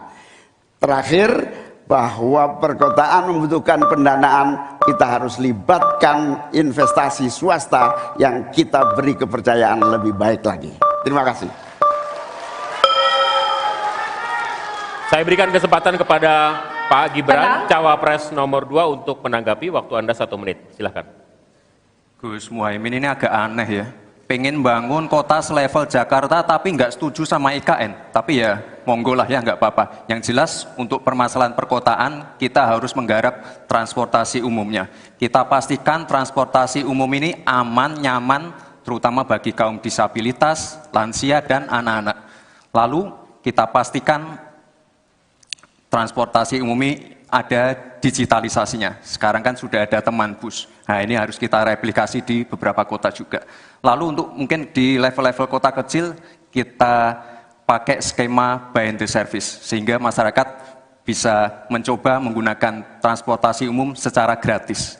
Lalu untuk masalah kumuh, nah ini perlu kolaborasi. BSPS dari Kementerian PUPR, RTLH dari Pemda, dan juga CSR dari swasta. Terima kasih. Harap tenang. Terima kasih. Waktu Anda masih tersisa? Habis? Cukup. Ya. Selanjutnya calon wakil presiden nomor urut 3, Bapak Mahfud MD untuk menanggapi. Waktu untuk menanggapi 1 menit Bapak. Kita akan mulai ketika Bapak mulai berbicara. Silakan. Ya, Cak Imin, saya agak kaget juga mau membangun 40 kota selevel Jakarta. Ya, apa itu bisa dilaksanakan 5 tahun Bapak menjadi presiden dan wakil presiden? Berapa kota dalam 5 tahun? Ini IKN aja sudah puluhan tahun baru dilaksanakan. Itu pun yang investasi baru dalam bentuk janji. Belum ada yang melaksanakan. Nah gitu kan. Lalu saudara 40. Luar biasa menurut saya, 40 kota selevel Jakarta yang sudah metropolitan seperti itu. Lalu juga pembiayaannya menurut Pak Muhaimin. Kalau nanti kita membentuk 40 kota itu, pembiayaannya itu APBN, APBD, atau perlukah lembaga khusus seperti tadi ditanyakan oleh panelis melalui moderator.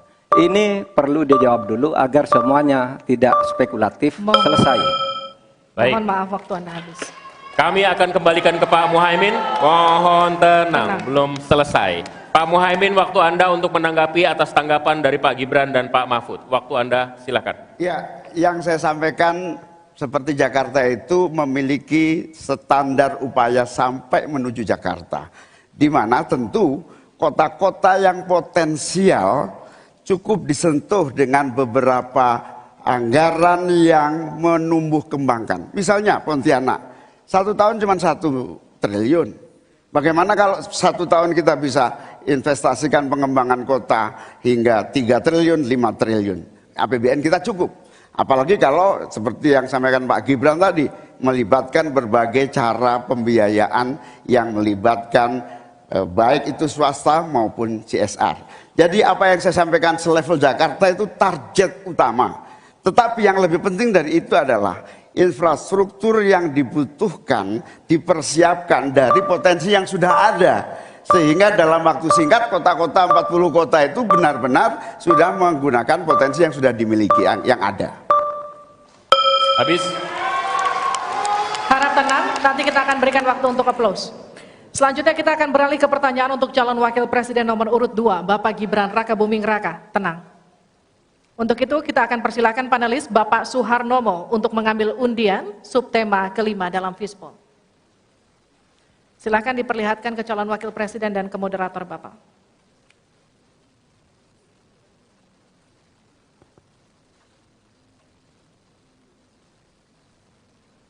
Infrastruktur. Pak Tauhid Ahmad, kami undang untuk mengundi huruf A, B, atau C. C.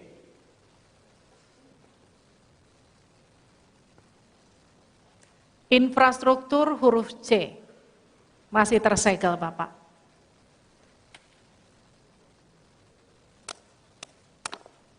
Mohon didengarkan dengan seksama karena kami hanya akan membacakan 1 kali.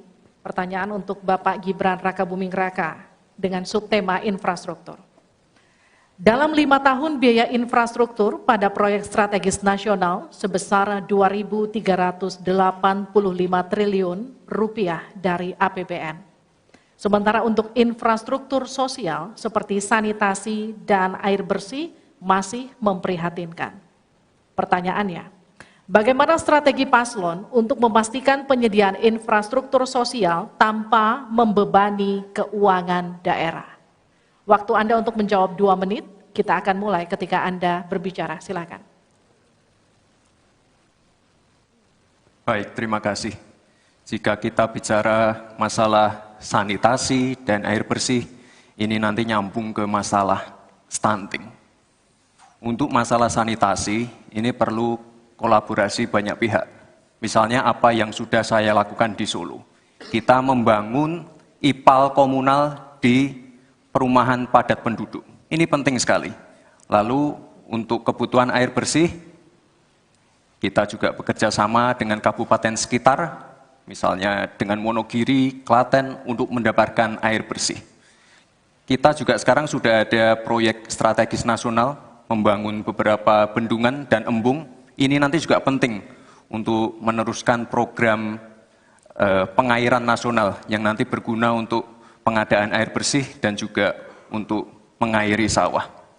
Ke depan, masalah sanitasi dan air bersih ini penting sekali. Karena kami dari paslon nomor 2 ingin menyiapkan generasi-generasi emas yang sehat dan pintar. Kalau kita mengintervensi masalah stunting, kita juga harus mengintervensi tempat tinggalnya juga. Kita tidak bisa hanya memberikan gizi tambahan untuk ibu hamil dan lain-lain, tapi kita tidak menyentuh rumah tinggalnya. Jadi ini harus dikerjakan secara paralel. Stunting kita kerjakan, pemenuhan gizi kita kerjakan, sanitasi, drainase, air bersih, kawasan kumuh, ini harus kita selesaikan juga secara paralel. Terima kasih. Masih ada waktu? Cukup, Pak? Cukup. Baik, saya berikan waktu untuk Pak Mahfud untuk menanggapi jawaban dari Pak Gibran. Mas Gibran yang terhormat, tadi itu pertanyaan yang dibaca oleh moderator, bagaimana strategi paslon untuk memastikan penyediaan infrastruktur sosial tanpa membebani keuangan daerah. Kayaknya belum terjawab. Tadi yang dijawab tuh infrastruktur fisik semua tuh.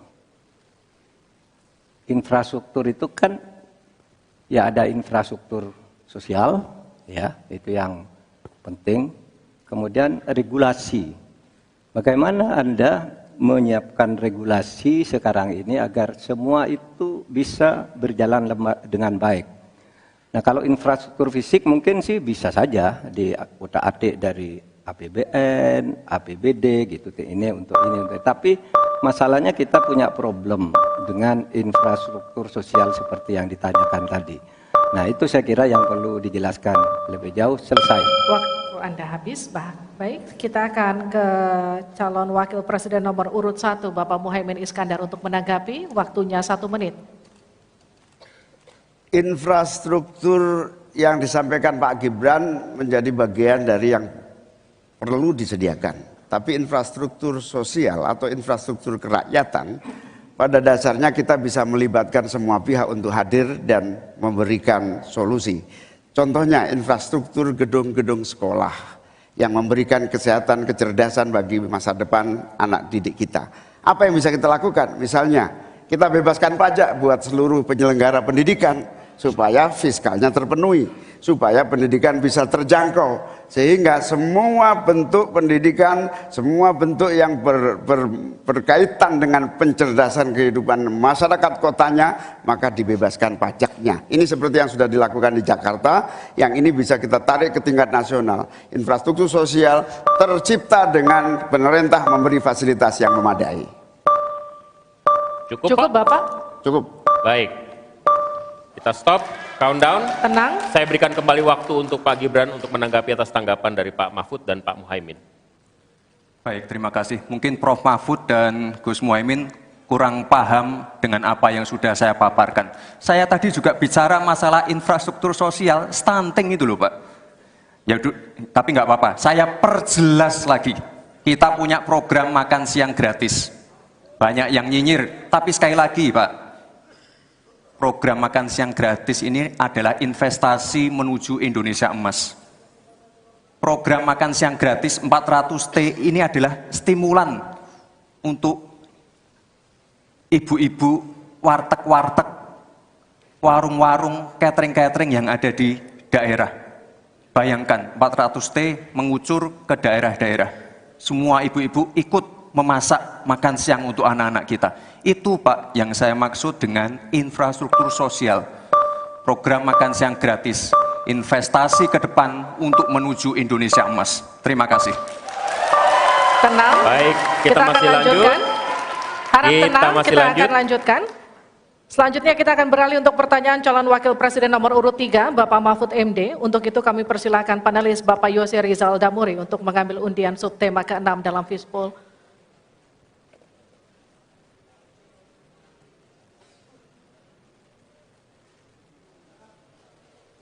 Silakan diperlihatkan ke calon wakil presiden dan ke moderator. Perdagangan. Ya. Dan Bapak Aditya Wardono untuk membantu kita mengundi huruf A, B, atau C.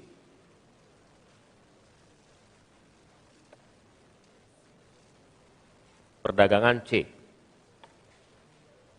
Terima kasih. Perdagangan huruf C, Pak Mahfud, masih tersegel.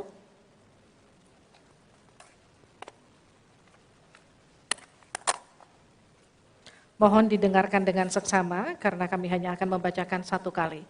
Pertanyaan untuk Bapak Mahfud MD dengan subtema perdagangan. Untuk meliberalisasi perekonomian, Indonesia telah meratifikasi lebih dari 25 perjanjian perdagangan bebas. Tetapi pemanfaatannya belum optimal untuk mendorong ekspor dan investasi. Pertanyaannya, bagaimana strategi paslon untuk mengoptimalkan pemanfaatan perjanjian-perjanjian tersebut guna meningkatkan ekspor dan memperkecil defisit neraca perdagangan? Waktu Bapak untuk menjawab 2 menit, kami persilakan ketika Bapak mulai berbicara. Baik, menurut saya untuk mengoptimalkan pemanfaatan perjanjian-perjanjian, saudara sekalian, saya dan Mas Ganjar kebetulan, Ganjar Mahfud ini sudah berdiskusi lama tentang ini. Sekurang-kurangnya ada 3 hal yang menjadi strategi kami.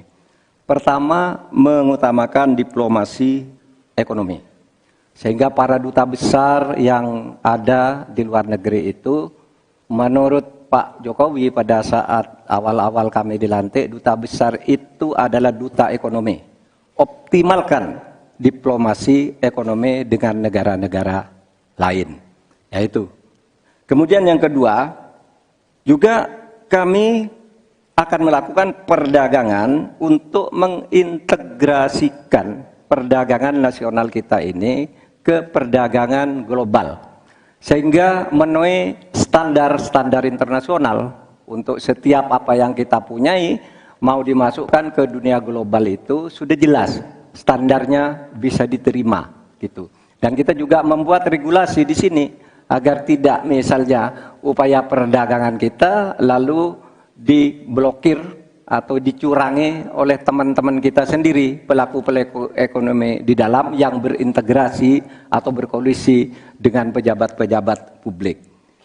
Kemudian, saudara kalian, kami akan mengutamakan penguatan ekonomi nasional agar ekonomi nasional itu juga bisa tumbuh ke dalam sehingga nantinya masuk dengan strategi kedua tadi bahwa kualitas barang dagangan kita itu bisa diterima di luar negeri dan produktif sehingga juga tidak susah misalnya untuk diterima oleh dunia internasional. Saya kira itu bagian strategi yang sudah kami diskusikan dan selesai. Terima kasih Pak Mahfud. Saya persilakan Pak Muhaimin untuk menanggapi jawaban dari Pak Mahfud tadi. Ya, Pak Mahfud, kalau diplomasi sebagai pemasaran itu normatif ya. Ini sudah menjadi pengetahuan umum. Yang paling penting itu adalah bagaimana nyelepet para diplomat berubah wajah menjadi pemasar-pemasar yang tangguh. Diplomasi pemasaran yang ekspansif itu tidak kita miliki. Karena memang seluruh cara kerja diplomasi kita masih politik dan sangat normatif. Yang kedua, kita bisa hadir di dalam dunia perdagangan global kalau kualitas produksi dalam negeri kita juga punya standar yang baik. Saya sampai hari ini sangat prihatin. Kita tidak ada satupun yang terus mengupgrade secara masif kualitas dan standar. Semuanya kayak dibiarkan tumbuh sendiri-sendiri gitu. Tidak ada satu gerakan yang lebih terstruktur baik dari Menteri Perdagangan, Menteri Koperasi UKM dalam satu gerakan meningkatkan kualitas berstandar internasional. Cukup Bapak, harap tenang. Selanjutnya kita akan ke calon wakil presiden nomor urut 2, Bapak Gibran Raka Buming Raka untuk menanggapi, waktunya 1 menit, silahkan. Baik, terima kasih. Paslon nomor 1 dan 3 sudah bicara masalah diplomasi. Saya akan memberikan solusi yang konkret aja, paling konkret, hilirisasi. Kita jangan mau lagi mengirim barang mentah. Kita harus mampu meningkatkan nilai tambah dalam negeri. Saya kasih contoh nikel. Dulu sebelum ada hilirisasi, kita ekspor hanya 3 miliar US dollars. Sekarang setelah hilirisasi bisa menjadi 33 miliar US dollars. Ini saya baru bicara masalah nikel loh Pak. Belum bicara masalah tembaga, boksit, timah, dan lain-lain. konkret, jelas, singkat, padat, jelas. Terima kasih. Waktu Anda masih tersisa? Cukup? Cukup, Bapak? Cukup. Baik. Baik. Kami kembalikan ke Pak Mahfud untuk menanggapi. Ya. Baik, terima kasih. Ini masalah diplomasi. Diplomasi Harap itu tenang. normatif. Mohon tenang. Sebenarnya, saudara sekalian, kalau diplomasinya selama tidak jalan, saya kira sistem rekrutmen diplomat sekarang ini harus ditinjau ulang. Dulu-dulu diplomat-diplomat kita tuh bagus. Ya, sekarang ini kadang-kala ada titipan dari partai. Kalau belum dari partai belum masuk, itu tidak disahkan. Di DPR partai ini belum masuk. Nah, sesudah bertugas tidak jelas. Dia tidak ngerti, tidak punya pengertian dasar-dasar diplomasi. Sehingga kalau saya diberi kewenangan, nanti diplomasi ini diatur kembalilah rekrutmennya itu. Betul-betul orang yang memenuhi syarat. Nah, soal hilirisasi itu sudah masuk sebenarnya Mas Gibran. Saya tadi kan bicara soal penguatan ketahanan ekonomi nasional. Itu di dalamnya memang sudah ada hilirisasi dan industrialisasi yang aman lingkungan. Itu selesai. Terima kasih, kita berikan apresiasi untuk ketiga calon wakil presiden kita di pemilu 2024. Dan kami persilakan para calon wakil presiden untuk kembali ke tempat duduk masing-masing. Silakan Bapak. Di segmen selanjutnya, ini seharusnya segmen yang kita tunggu-tunggu karena setelah ini mereka akan saling bertanya dan memberikan tanggapan. Interaksi antar kandidat akan dapat Anda saksikan di segmen selanjutnya dalam debat kedua calon wakil presiden pemilu 2024.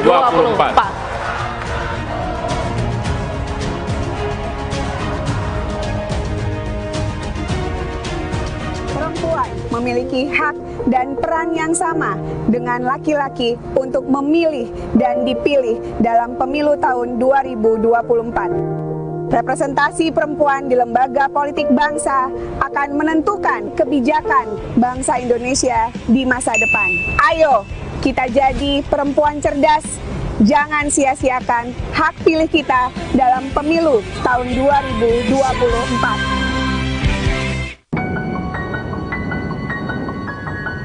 Semua manusia derajatnya sama di hadapan Sang Pencipta. Kami punya hak yang sama dengan kalian untuk menentukan masa depan bangsa.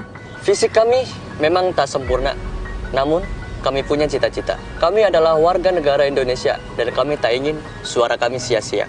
Ingat, gunakan hak pilihmu dalam pemilu 14 Februari 2024.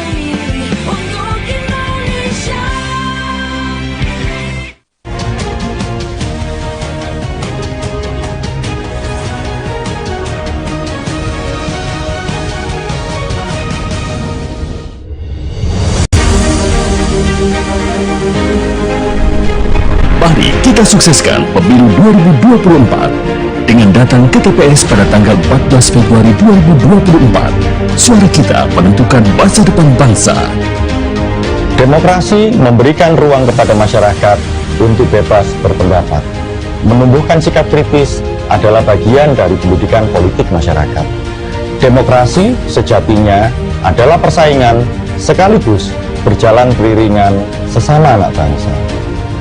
Mari kita berpartisipasi, jangan golput, gunakan hak suara kita dalam pemilu 2024. Karena udah didaftar ya nyoblos lah. Nyoblos dong. Jangan golput, jangan golput. Jangan golput ya. Gunakan hak pilih kamu, jangan golput ya. Jangan golput, gunakan hak pilih Anda.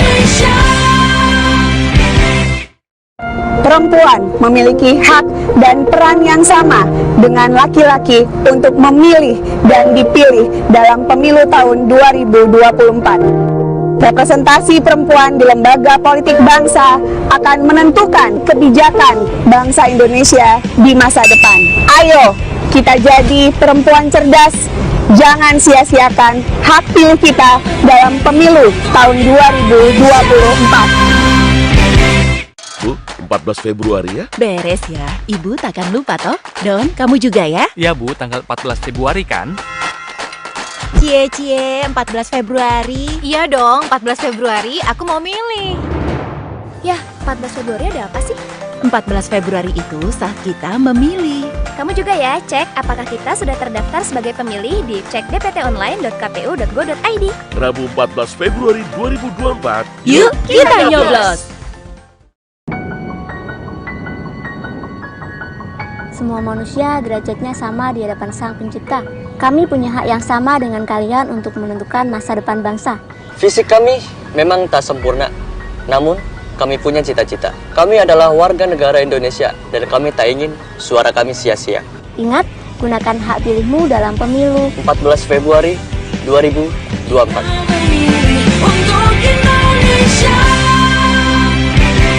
Fiona, Aku nggak mau. tunggu dulu Fiona. Apa? Hari kasih sayang. Kalau itu mah aku juga udah tahu. Bukan gitu sayangku. Hari itu adalah hari pemilihan umum sayang. Aku jadi pengen deh ke TPS tersayang sama kamu. Jangan lupa ya, tanggal 14 Februari 2024 datang ke TPS. Gunakan hak pilih kamu. Mas, bunganya belum dibayar. Oh iya.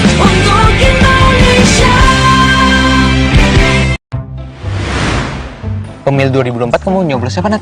Gak tau deh, aku nyoblos apa enggak ya? Emang suara aku ada pengaruh gitu?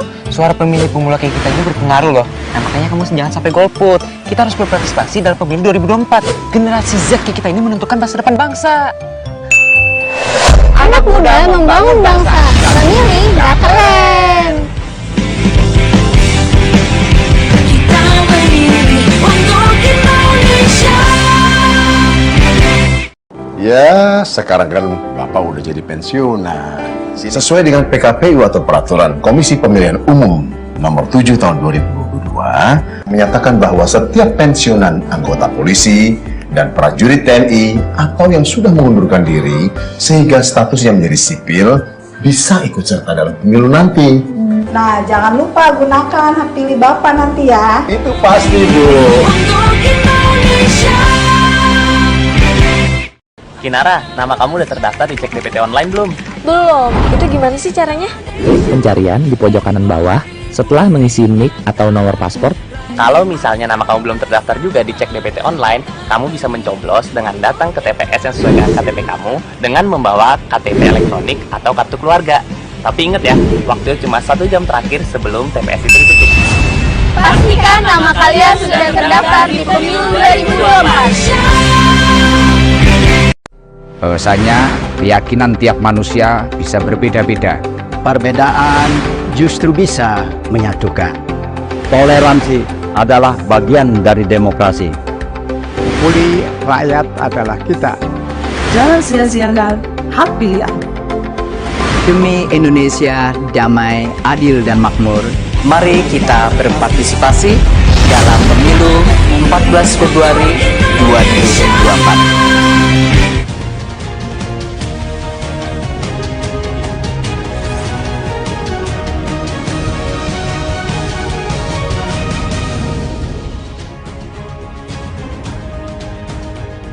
Anda kembali bersama kami di debat kedua calon wakil presiden pemilu 2024. Dan sebelum kita memulai segmen ini, kami mau mengucapkan apresiasi yang setinggi-tingginya kepada semua hadirin yang ada di sini.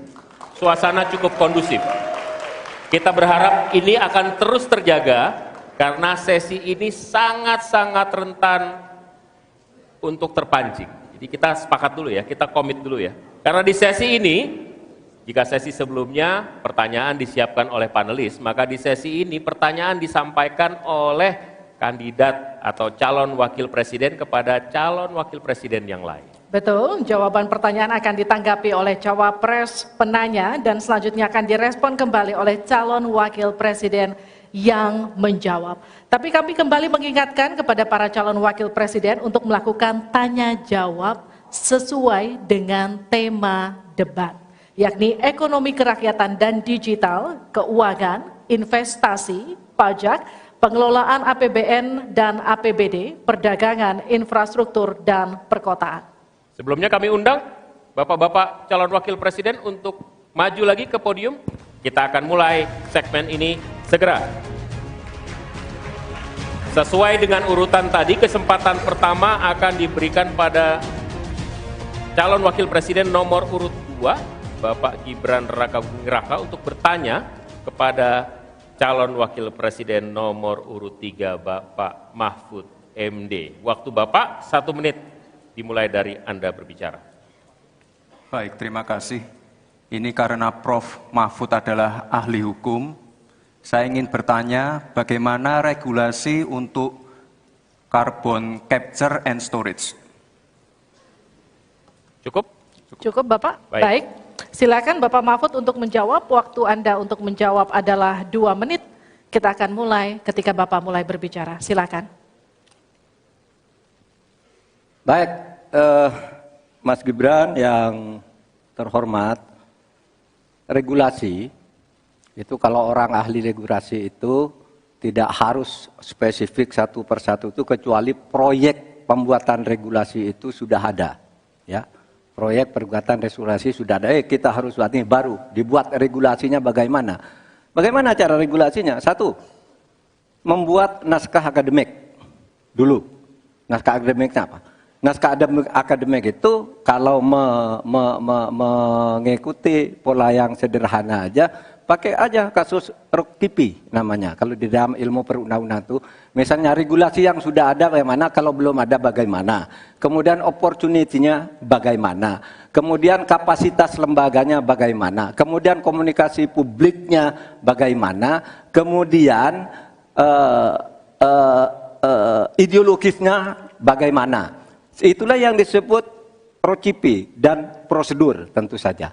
Nah itu yang akan kita buat. Kalau saya ditanya bagaimana mengatur soal regulasi undang-undang tentang karbon dan sebagainya, bukan hanya karbon dan itu.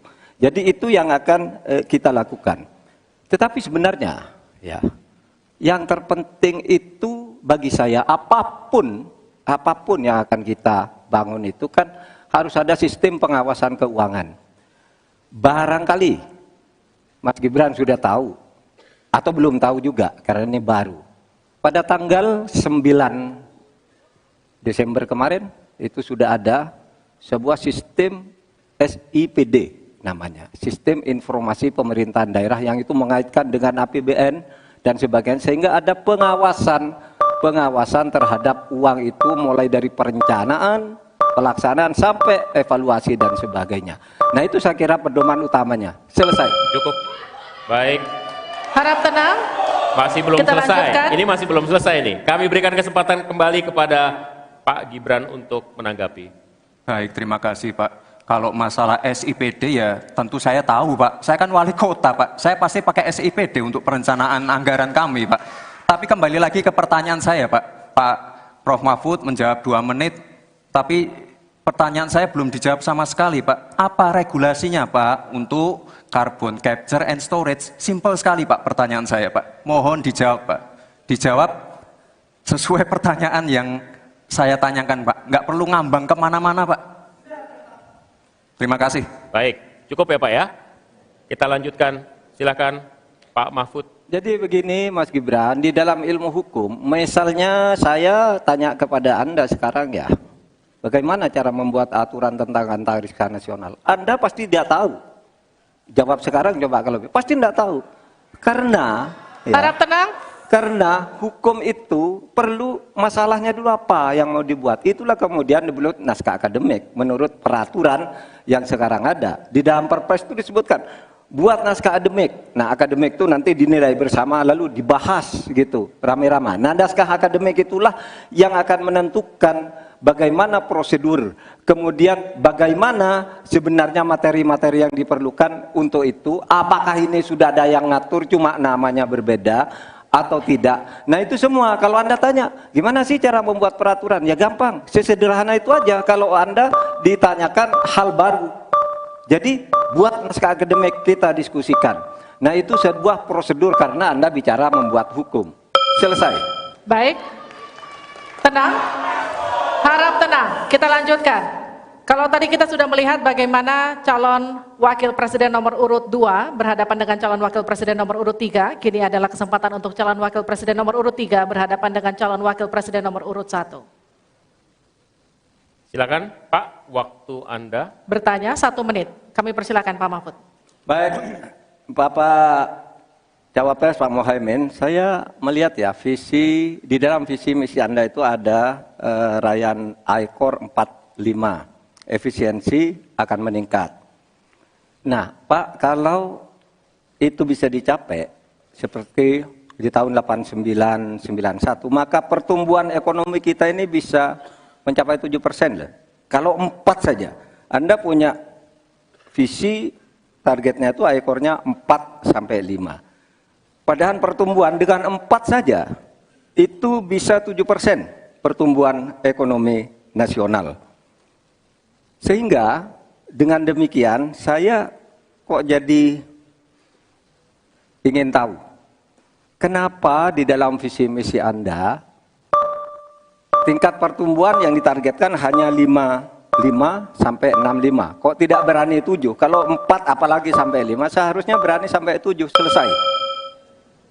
Silakan, waktu Anda 2 menit. Terima kasih. Kalau membuat target pertumbuhan bisa saja 7-8% bisa saja. Tetapi yang ingin kita wujudkan adalah pertumbuhan yang berkualitas dan inklusif. Di mana setiap pertumbuhan itu memiliki apa yang disebut sebagai dampak langsung di dalam penyerapan tenaga kerja, di dalam peningkatan pendapatan masyarakat, di dalam satu percepatan pemerataan pembangunan. Target 5,5 sampai 6% itu dengan kalkulasi agar kalau kita tidak terlampau realistis, kita khawatir ujung-ujungnya utang luar negeri lagi.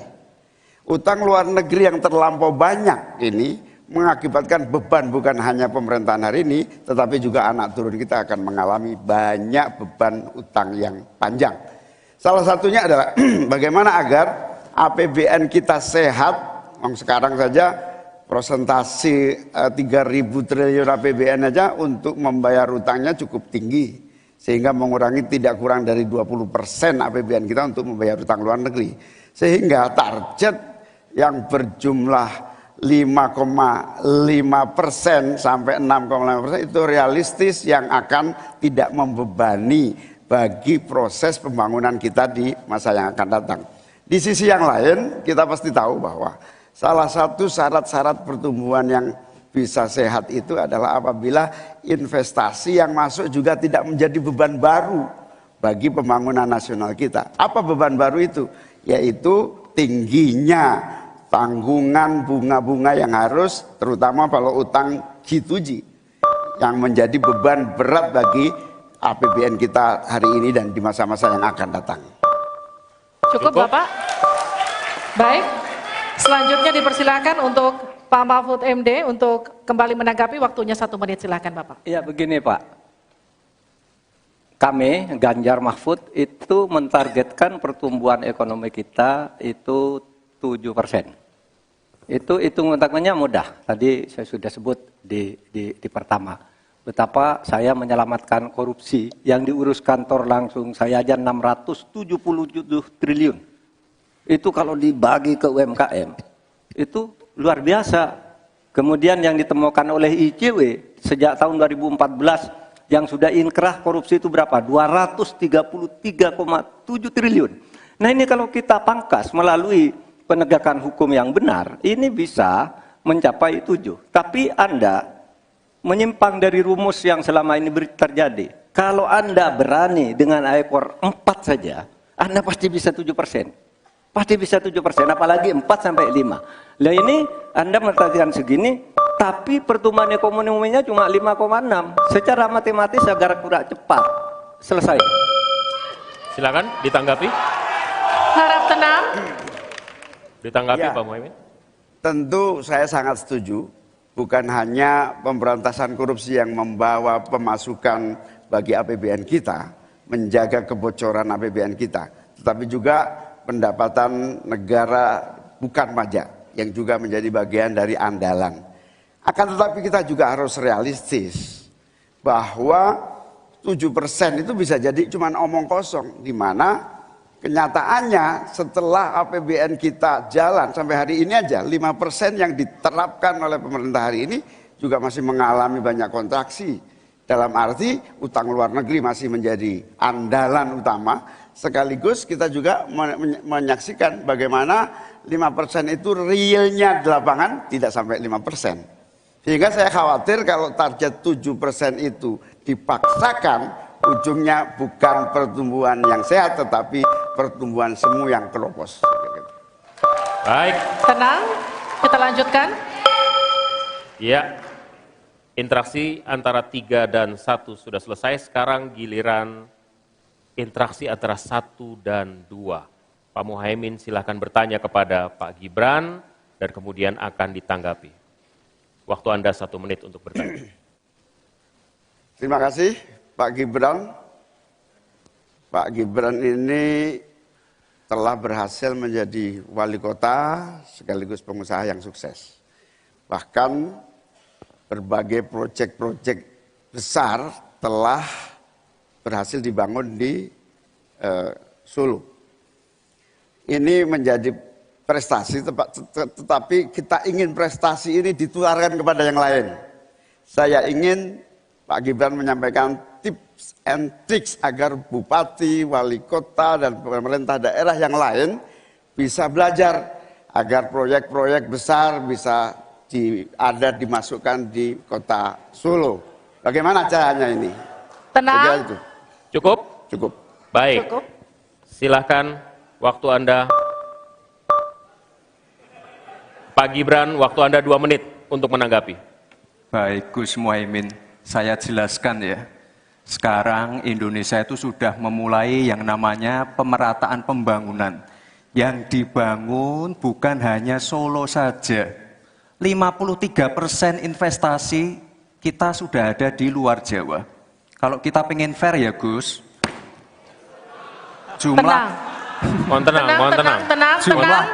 jumlah proyek, jumlah anggaran yang digelontorkan ke Solo sebelum saya jadi wali kota itu lebih besar.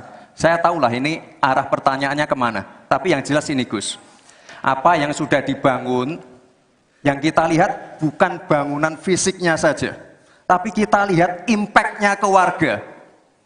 Bangun masjid menggunakan CSR dari Abu Dhabi. Impact-nya apa?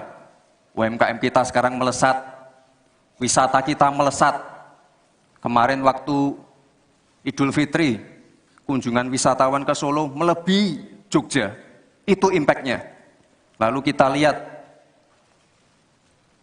kita punya kebun binatang Solo Safari, tidak pakai APBN. Masjid tidak pakai APBN. Tapi impact-nya apa? Impact-nya ke masyarakat.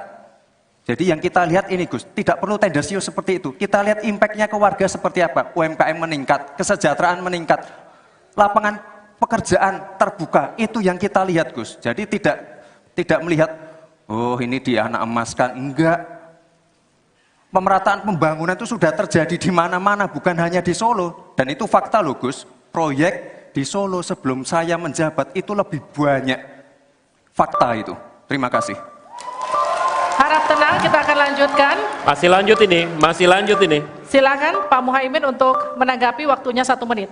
Ya, yang saya tanyakan belum dijawab. Saya itu tanya tips and triknya agar investasi ataupun proyek-proyek besar bisa di sana. Sebab saya lihat itu ada 32 proyek pemerintahan pusat, ada juga berbagai program-program yang luar biasa, patut kita banggakan. Dibandingkan dengan misalnya Kota Madiun yang hanya 11%, Cirebon hanya 7%, Tasikmalaya. Kita ingin triknya apa? Sehingga akses pendanaan pembangunan itu bisa bersifat adil dan merata. Bukan hanya di satu kota, tapi berada di seluruh. Kita lanjutkan. Ini yang menjadi catatan saya adalah keadilan dalam melaksanakan APBN. Kalau kita jadi pemerintah pusat nanti, tugas kita adalah membagi secara adil seluruh proyek-proyek nasional kita. Cukup. Silakan Pak Gibran untuk menanggapi. Waktunya 1 menit, silakan. Mohon tenang. Baik Gus, saya jawab lagi. Sebelum ada proyek dari pusat masuk. Kita ya, para wali kota ya, harus menyiapkan yang namanya readiness kriteria. Kalau nggak ada itu, nggak mungkin proyek itu masuk. 2, kita sebagai wali kota harus menyiapkan hal-hal non-teknis, relokasi, nego dengan warga-warga, bantaran sungai, bantaran rel kereta api. Itu Gus, 1. Lalu kita juga harus berkolaborasi, tidak semuanya pakai APBN.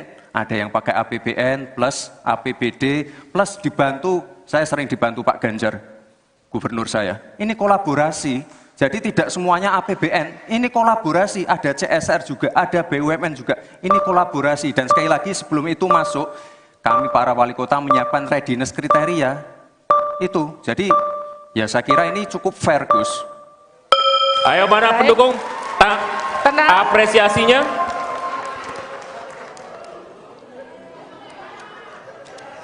Kita berikan apresiasi untuk seluruh calon wakil presiden malam hari ini.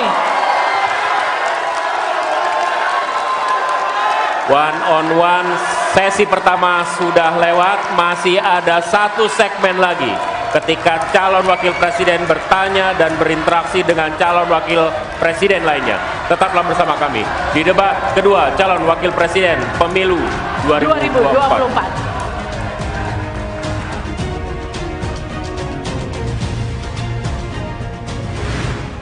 Pemilu 2024 kamu nyoblos siapa, Nat? Gak tahu deh, aku nyoblos apa enggak ya? Emang suara aku ada pengaruh gitu? Suara pemilih pemula kayak kita itu berpengaruh loh. Nah makanya kamu jangan sampai golput. Kita harus berprestasi dalam pemilu 2024. Generasi Z kayak kita ini menentukan masa depan bangsa. Anak muda membangun bangsa. Memilih gak keren. Kita memilih untuk Indonesia. Ya, sekarang kan Bapak udah jadi pensiunan. Sesuai dengan PKPU atau Peraturan Komisi Pemilihan Umum Nomor 7 Tahun 2022, menyatakan bahwa setiap pensiunan anggota polisi dan prajurit TNI atau yang sudah mengundurkan diri sehingga statusnya menjadi sipil bisa ikut serta dalam pemilu nanti. Nah, jangan lupa gunakan hak pilih Bapak nanti ya. Itu pasti, Bu. Untuk Indonesia.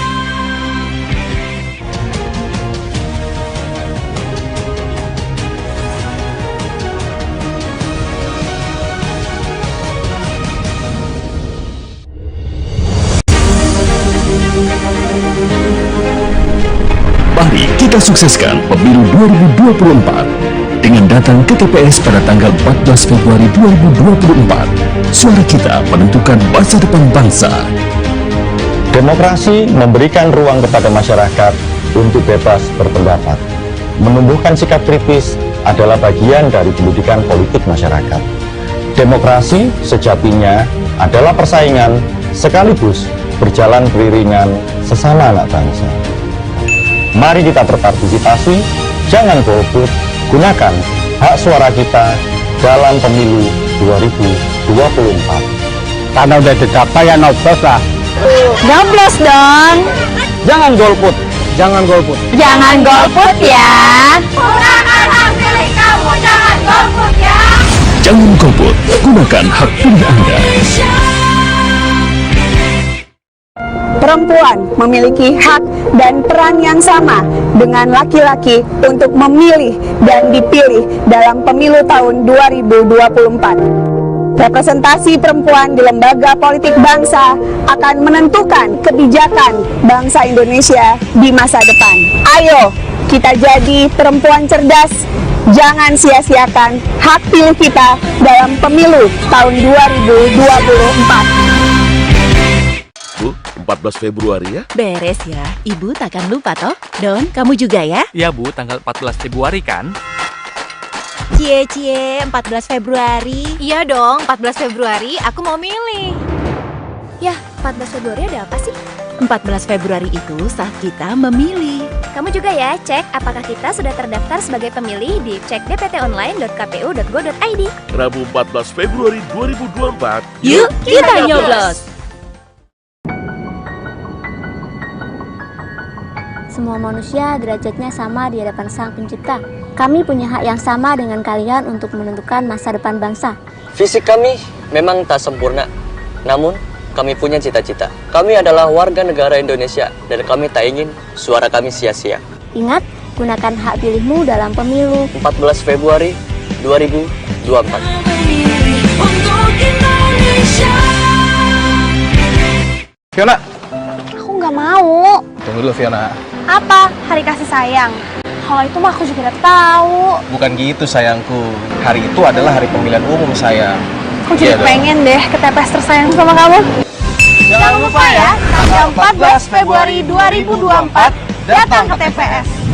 Gunakan hak pilih kamu. Mas, bunganya belum dibayar. Oh iya.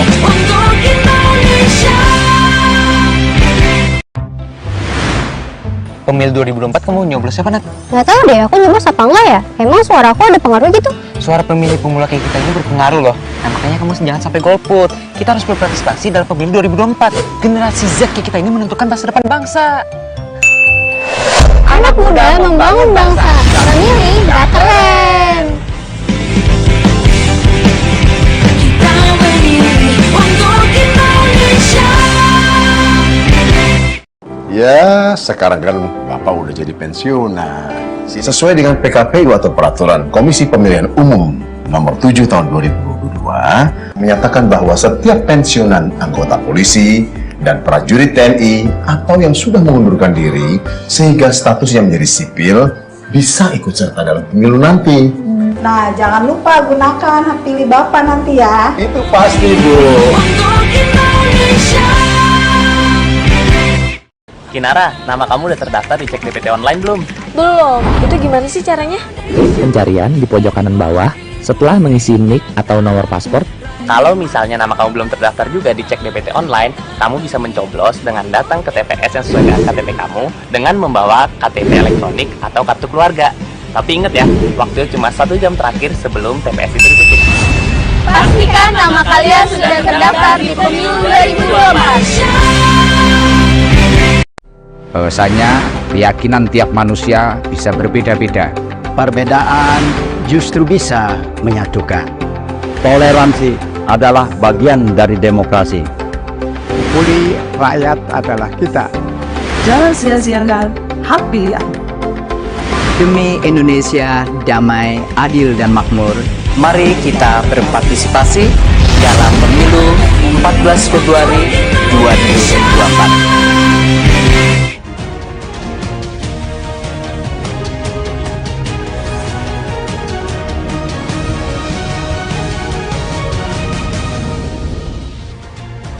Kembali bersama kami di debat kedua calon wakil presiden pemilu 2024. Kita akan lanjutkan segmen tanya jawab antar calon wakil presiden di segmen ini. Jika sebelumnya kita mulai dengan calon wakil presiden nomor urut 2 yang bertanya, segmen ini kita akan mulai dengan sebaliknya, yakni calon wakil presiden nomor urut 3 yang akan bertanya kepada cawapres nomor urut 2.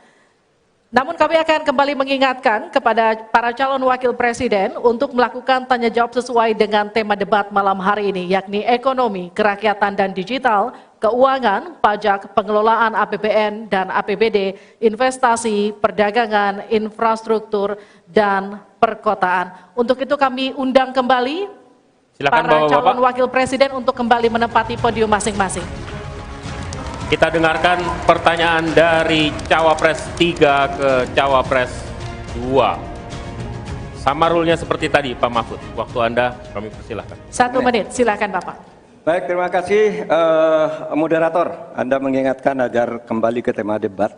Karena tadi pertanyaannya itu carbon capture itu nanti debat keempat tanggal 21 Januari. Tapi saya tahu itu kan untuk menghindari tidak adanya regulasi sekarang ini agar tidak lagi terjadi penggundulan karena food estate seperti yang terjadi. Saya sekarang mau bertanya dalam topik ini. Di dalam visi dan misi Anda disebut kalau rasio pajak dinaikkan menjadi 23%.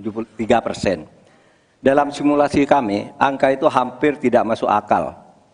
Karena pertumbuhan ekonomi bisa 10. Padahal selama ini pertumbuhan ekonomi 5-6 gitu. Itu kalau Anda bisa menaikkan rasio pajak sampai segitu, bisa 10%. Lalu bagaimana Anda mau menaikkan pajak? Orang mau insentif pajak aja orang tidak ngambil. Terima kasih. Assalamualaikum warahmatullahi wabarakatuh. Waalaikumsalam warahmatullahi. Silakan cawapres nomor urut 2 untuk menjawab, waktu Anda 2 menit. Prof. Mahfud, yang namanya menaikkan rasio pajak dan menaikkan pajak itu beda. Satu, gimana caranya menaikkan penerimaan pajak atau menaikkan rasio pajak? Saya tadi sudah bilang di segmen sebelumnya, kita akan membentuk badan penerimaan pajak dikomandoi langsung oleh Presiden, sehingga akan mempermudah koordinasi dengan kementerian-kementerian terkait. Itu. Jadi DJP dan Bea Cukai akan dilebur jadi satu, sehingga fokus dalam penerimaan negara saja, tidak akan mengurusi lagi masalah pengeluaran. Lalu sekali lagi digitalisasi penting. Saya melihat di Kementerian Keuangan juga sudah menyiapkan, tapi mungkin aplikasinya masih pada tahap testing and enrichment. Kita melihat sudah ada core tax system yang akan disiapkan. Ini nanti akan mempermudah proses bisnis, mempermudah proses administrasi, memperbaiki pelayanan pajak. Misalnya sekarang nanti ketika sistemnya itu keluar, ketika kita akan melaporkan SPT tahunan, kita tidak perlu lagi mengisi dan menghitung karena sistemnya sudah pre-populated, sehingga tinggal klik, tinggal konfirmasi, selesai. Mempermudah. Lalu untuk masalah pertumbuhan ekonomi, Pak, tadi saya bicara masalah hilirisasi, bicara masalah investasi. Sekali lagi Pak, tadi saya baru bicara masalah nikel, kita belum bicara masalah tembaga, boksit, timah, tembaga, bioetanol, bioaftur, biodiesel. Kita kalau serius ya Pak ya, kita benar-benar bisa menjadi raja energi dunia Pak. Tapi kita harus serius dan harus fokus dan harus ada keberlanjutan dan penyempurnaan. Matur nuwun Prof. Mahfud. Harap tenang, kita lanjutkan. Kita beri kesempatan kepada Bapak Mahfud MD untuk menanggapi. Waktunya 1 menit, silakan ya, Bapak. Mas Gibran yang terhormat, apa sih perbedaan antara penerimaan pajak dan tax ratio? Anda bicara 23%, 23% dari apa ini? Kalau Anda bicara bahwa beda antara penerimaan pajak dan rasio atau tax rasio pajak. Kan kalau persen kaitannya dengan PDB, apa 23% dari APBN atau apa? Kalau 23% dari APBN itu salah, karena sekarang aja sudah 82%, dengan tax rasio sekarang hanya 10,5, sumbangan terhadap APBN itu 20%. Saya ingin tanya, 23% itu dari apa? 23% dari PDB atau dari APBN atau apa untuk menaikkan pajak? Hati-hati loh. Rakyat itu sensitif kalau pajak dinaikkan. Karena kita sudah berkali-kali nawarkan teks amnesti, juga tidak jelas hasilnya. Kemudian teks pajak itu, insentif pajak sudah ditawarkan oleh pemerintah, benar tidak Pak yang mau? Karena diperas-peras juga jadi alat nego di kantor pajak. Nah oleh sebab itu ini harus jelas, 23% dari apa, selesai. Silakan. Harap tenang. Masih lanjut, masih lanjut. Silakan. Pak, yang saya klarifikasi tadi adalah tax ratio dan menaikkan pajak, Pak. Itu beda. Kita ini tidak ingin berburu di dalam kebun binatang. Kita ingin memperluas kebun binatangnya. Kita tanami, binatangnya kita gemukkan. Artinya apa? Membuka dunia usaha baru. Sekarang NPWP, yang punya NPWP ini baru 30%. Artinya apa? Kita harus melakukan intensifikasi dan ekstensifikasi. Saya tahu pasti pada negatif thinking. Kita tidak akan memberatkan UMKM yang di bawah omsetnya 500 juta, pajaknya 0. Pengen modal 200 juta, kur, tanpa agunan. Nggak ada yang memberatkan, Mbak. Terima kasih. Baik. Baik. Harap tenang, kita lanjutkan. Tenang, kita lanjutkan. Kali ini saya akan mempersilahkan untuk calon wakil presiden nomor urut 1 untuk memberikan pertanyaan ke calon wakil presiden nomor urut 3, Bapak Muhaimin Iskandar. Waktu Anda untuk bertanya adalah 1 menit. Saya persilakan. Terima kasih Pak Mahfud yang saya hormati. pemasukan negara itu salah satunya adalah dari kepemilikan lahan yang luas. Banyak kepemilikan lahan yang berlebihan. Akumulasi kekayaan hanya di segelintir orang dan selalu menjadi topik yang belum pernah selesai sampai hari ini. Pertumbuhan ekonomi yang tinggi hanya dinikmati oleh segelintir orang karena akses kepemilikannya juga terbatas. Pemerataan menjadi kata yang tidak bermakna. Maka saya ingin pendapat Pak Mahfud, bagaimana mewujudkan keadilan sosial dimulai dari pemerataan kepemilikan tanah, akses dan lahan. Karena kalau sampai hari ini begitu, maka tidak akan pernah ada kemampuan rakyat untuk mengakses modal ekonomi. Terima kasih. Baik, silakan Pak Mahfud untuk menjawab. Waktu Anda untuk menjawab 2 menit, kami persilakan Bapak. Caimin, itu diskusi sudah lama. Sejak zaman Bung Karno itu dulu mengeluarkan undang-undang land reform, redistribusi lahan itu tadi. Yang sampai sekarang itu tidak jalan meskipun undang-undangnya masih berlaku. Kenapa? Lagi saya katakan, ini pada aparat, pada kedisiplinan kita, pada penegakan hukum kita. Itu masalahnya sebenarnya. Coba sekarang ini, kalau data yang pernah saya dengar dari Pak Prabowo beberapa tahun lalu, 1% penduduk menguasai 75% lahan. 99% penduduk berebut mengelola hanya 20% lahan sisanya. Memang timpang. Oleh sebab itu upaya-upaya pemerataan itu harus terus dilakukan. Nah caranya, saya sebelum masuk ke caranya tadi. Caranya tentu kita lihat fakta yang ada di lapangan. Betapa sekarang ini banyak lahan itu diperoleh secara kolusi yang tidak jelas. Saya pernah dikritik, Pak, kenapa ini pemerintah ini sekarang kok lahannya tidak jelas?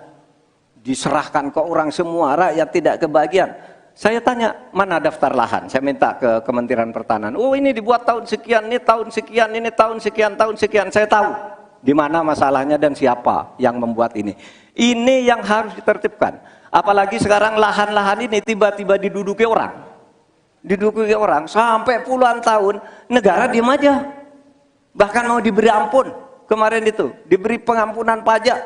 Saya bilang ini harus pidana, masuk. Itu dia menguasai tanah 22 tahun tidak bayar pajak lalu diberi ampun asal mulai baik-baik kembalikan seandainya pajak. Tidak bisa, saya bilang. Nah sekarang dia ini sudah masuk pidana dan sudah inkrah. Nah itu saya kira jalan yang keluarnya itu kedisiplinan kita menegakkan aturan. Itu saja saya kira jawaban yang menurut saya simpel dan tepat. Selesai. Baik, silakan Pak Muhaimin untuk memberikan tanggapan dari jawaban Pak Mahfud tadi. Terima kasih. Yang disampaikan Pak Mahfud kurang satu hal saja, yaitu harus ada political will, kemauan politik yang sungguh-sungguh, sekaligus memanfaatkan instrumen hukum yang memadai.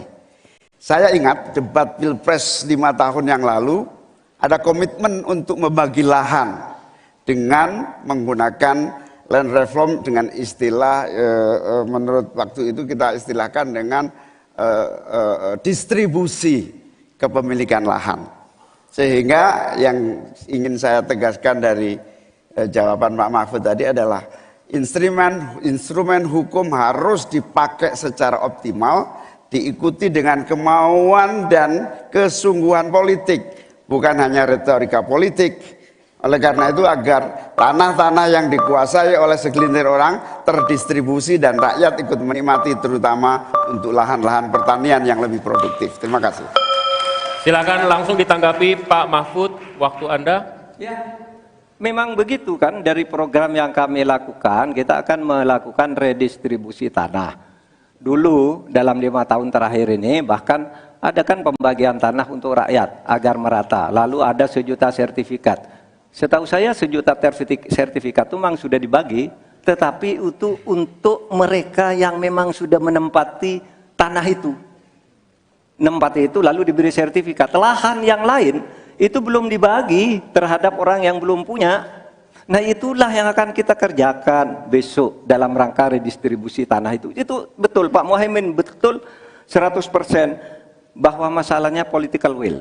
Di antara political will yang paling penting itu adalah penegakan hukum. Political will untuk menegakkan hukum itu adalah kuncinya. Aturannya semua sudah ada, tapi kemudian bocor di mana-mana, tidak jalan di mana-mana. Banyak tanah orang tidak pernah dijual, tiba-tiba dirampas orang lain dan dia tidak berdaya. Nah itulah masalahnya, Cak Imin. Selesai. Tuntas. Terima kasih. Kita lanjutkan. Tenang. Tenang. Kita lanjutkan. Sekarang adalah waktu untuk Cawapres nomor urut 2 bertanya dengan Cawapres nomor urut 1. Bapak Gibran Rakabuming Raka, Anda dipersilakan untuk bertanya kepada Bapak Muhaimin Iskandar. Waktu bertanya 1 menit, saya persilakan. Baik, terima kasih. Karena Gus Muhaimin ini adalah ketua umum dari Partai PKB, saya yakin sekali Gus Muhaimin paham sekali untuk masalah ini. Bagaimana langkah Gus Muhaimin untuk menaikkan peringkat Indonesia di SGIE? Terima kasih. SGIE. Cukup Bapak? Bapak Gibran cukup? Cukup. Baik, silakan. Bapak Muhaimin untuk menjawab, waktu Anda menjawab 2 menit, kami persilakan. Terus terang SGIE saya nggak paham. SGIE itu apa? Tenang. Stop. Ada lagi pertanyaan atau ini waktu Anda untuk memberikan jawaban, waktunya 2 menit. Oke. Kalau Anda menggunakan untuk bertanya, waktu akan habis. Tidak apa-apa? Tidak apa-apa karena saya tidak pernah mendengar istilah SGIE itu. Siap. Waktu Kami persilakan. Di stop, kita alihkan ke Pak Gibran. Waktu Anda 1 menit. 1 menit.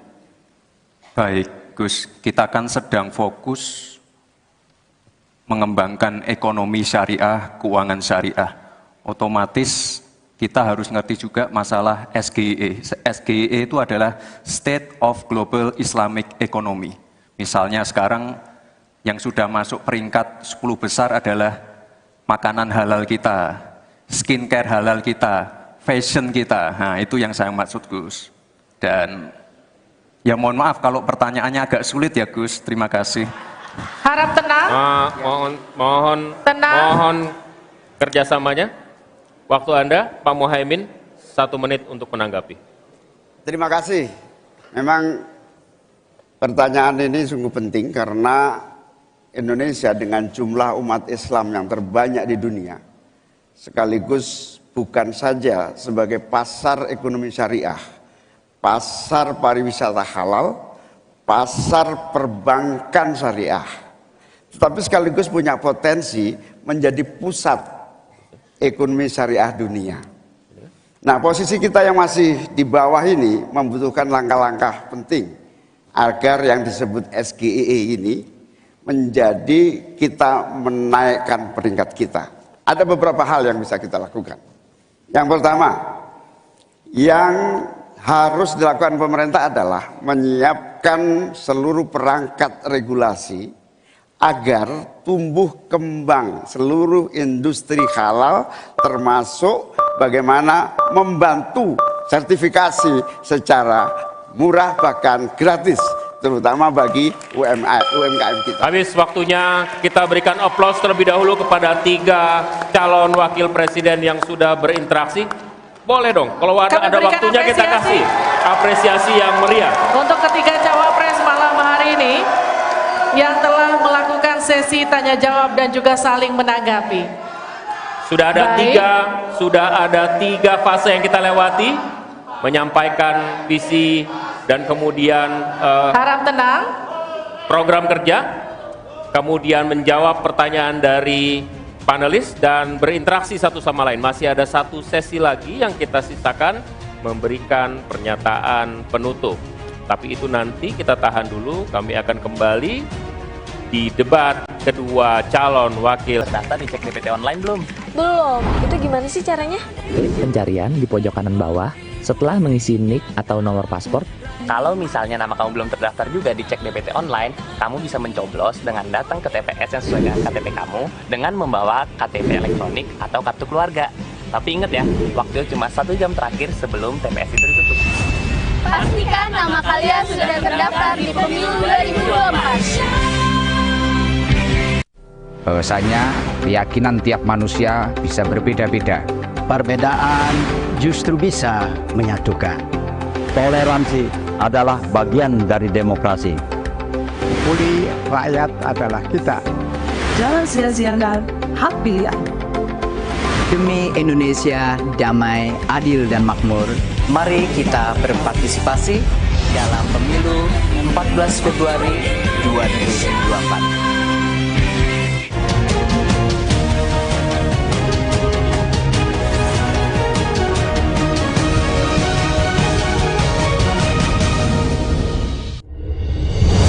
Jangan golput, jangan golput. Jangan golput ya. Gunakan hak pilih kamu, jangan golput ya. Jangan golput, gunakan hak pilih Anda. Perempuan memiliki hak dan peran yang sama dengan laki-laki untuk memilih dan dipilih dalam pemilu tahun 2024. Representasi perempuan di lembaga politik bangsa akan menentukan kebijakan bangsa Indonesia di masa depan. Ayo, kita jadi perempuan cerdas. Jangan sia-siakan hak pilih kita dalam pemilu tahun 2024. Bu, 14 Februari ya? Beres ya, Ibu takkan lupa toh. Don, kamu juga ya? Ya Bu, tanggal 14 Februari kan? Cie, 14 Februari. Iya dong, 14 Februari aku mau milih. Yah, 14 Februari ada apa sih? 14 Februari itu saat kita memilih. Kamu juga ya, cek apakah kita sudah terdaftar sebagai pemilih di cekdptonline.kpu.go.id. Rabu 14 Februari 2024. Yuk, kita nyoblos! Semua manusia derajatnya sama di hadapan Sang Pencipta. Kami punya hak yang sama dengan kalian untuk menentukan masa depan bangsa. Fisik kami memang tak sempurna, namun kami punya cita-cita. Kami adalah warga negara Indonesia dan kami tak ingin suara kami sia-sia. Ingat, gunakan hak pilihmu dalam pemilu 14 Februari 2024.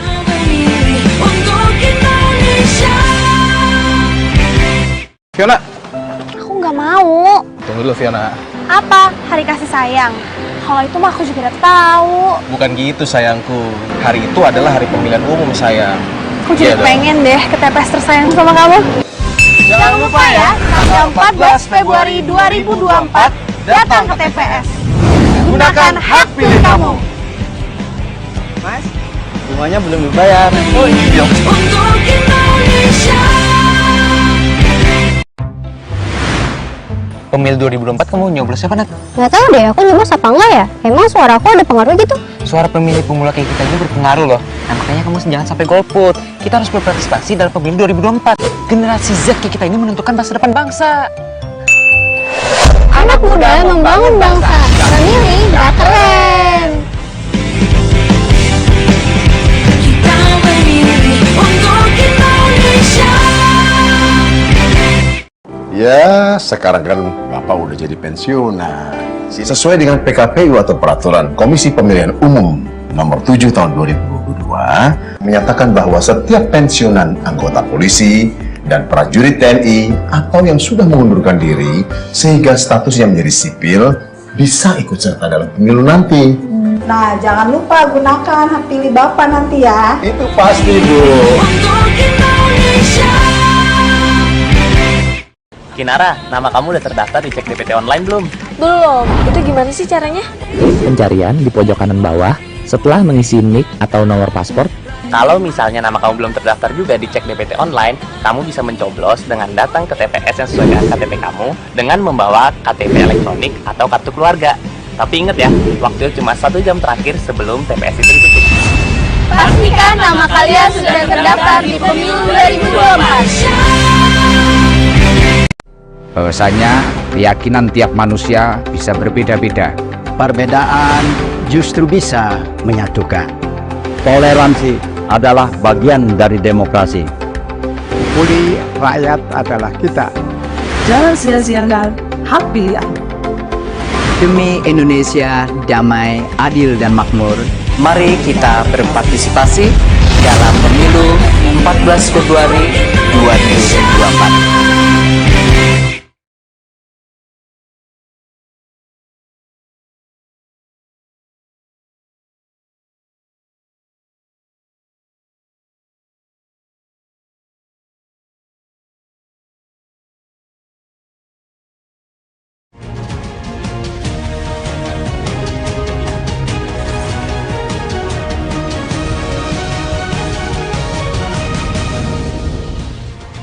Anda kembali bersama kami di debat kedua calon wakil presiden pemilu 2024.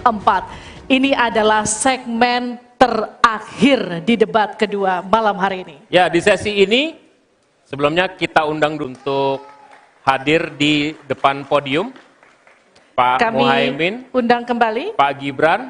Kami masih menunggu Pak Mahfud. Silahkan maju ke podium. Silakan. Pak Mahfud nampaknya berganti pakaian. Baik, kita tunggu. Ini adalah sesi terakhir di mana kita akan, mohon tenang.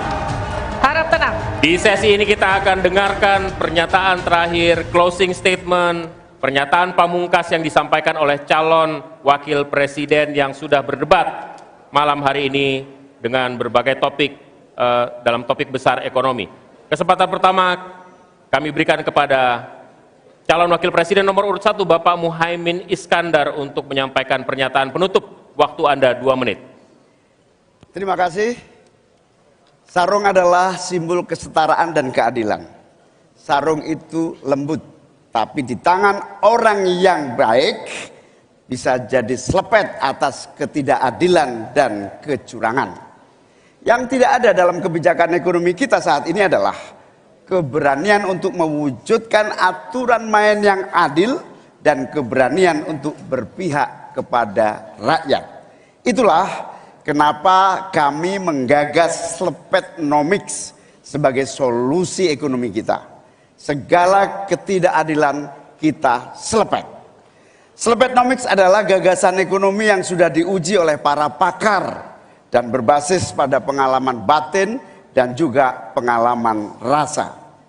Ke depan, proyek yang menyedot begitu banyak uang rakyat hanya untuk memenuhi selera tertentu, kita harus selepet. Kita hadirkan perubahan berupa pemerataan dan pembangunan kota-kota dan desa-desa di seluruh Indonesia. Ke depan, kecurangan pembuat aturan yang merangkap sekaligus pemain bisnis harus kita selepet. Kita bangun kesetaraan bagi semua pelaku usaha untuk maju bersama. Dengan Slepetnomics kita pastikan pembangunan ekonomi Indonesia dikerjakan pakai hati, pakai otak. Sekali lagi, pembangunan Indonesia dilaksanakan pakai hati, pakai otak. Mari kita berdoa, semoga insya Allah saya dan Mas Anies memimpin Indonesia, kita kerjakan pembangunan dengan menggunakan pakai hati, pakai otak. Semoga kita senantiasa diberi kekuatan untuk mewujudkan perubahan bagi bangsa kita. Amin. Baik. Ingin dimanfaatkan waktunya cukup Bapak? Kita lanjutkan ke calon wakil presiden nomor urut 2, Bapak Gibran Rakabuming Raka untuk menyampaikan pernyataan penutup. Waktunya 2 menit, kami persilahkan Bapak.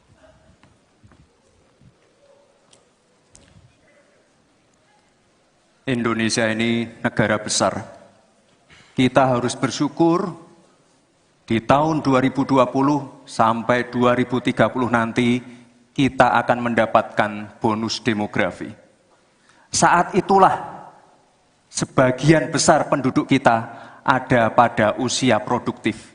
Ini kesempatan kita untuk meningkatkan produktivitas nasional. Peluang untuk menuju Indonesia emas makin terbuka lebar. Tapi Bapak Ibu yang saya hormati, teman-teman sesama anak muda, ingat, kesempatan ini hanya datang sekali. Kesempatan ini tidak akan terulang lagi.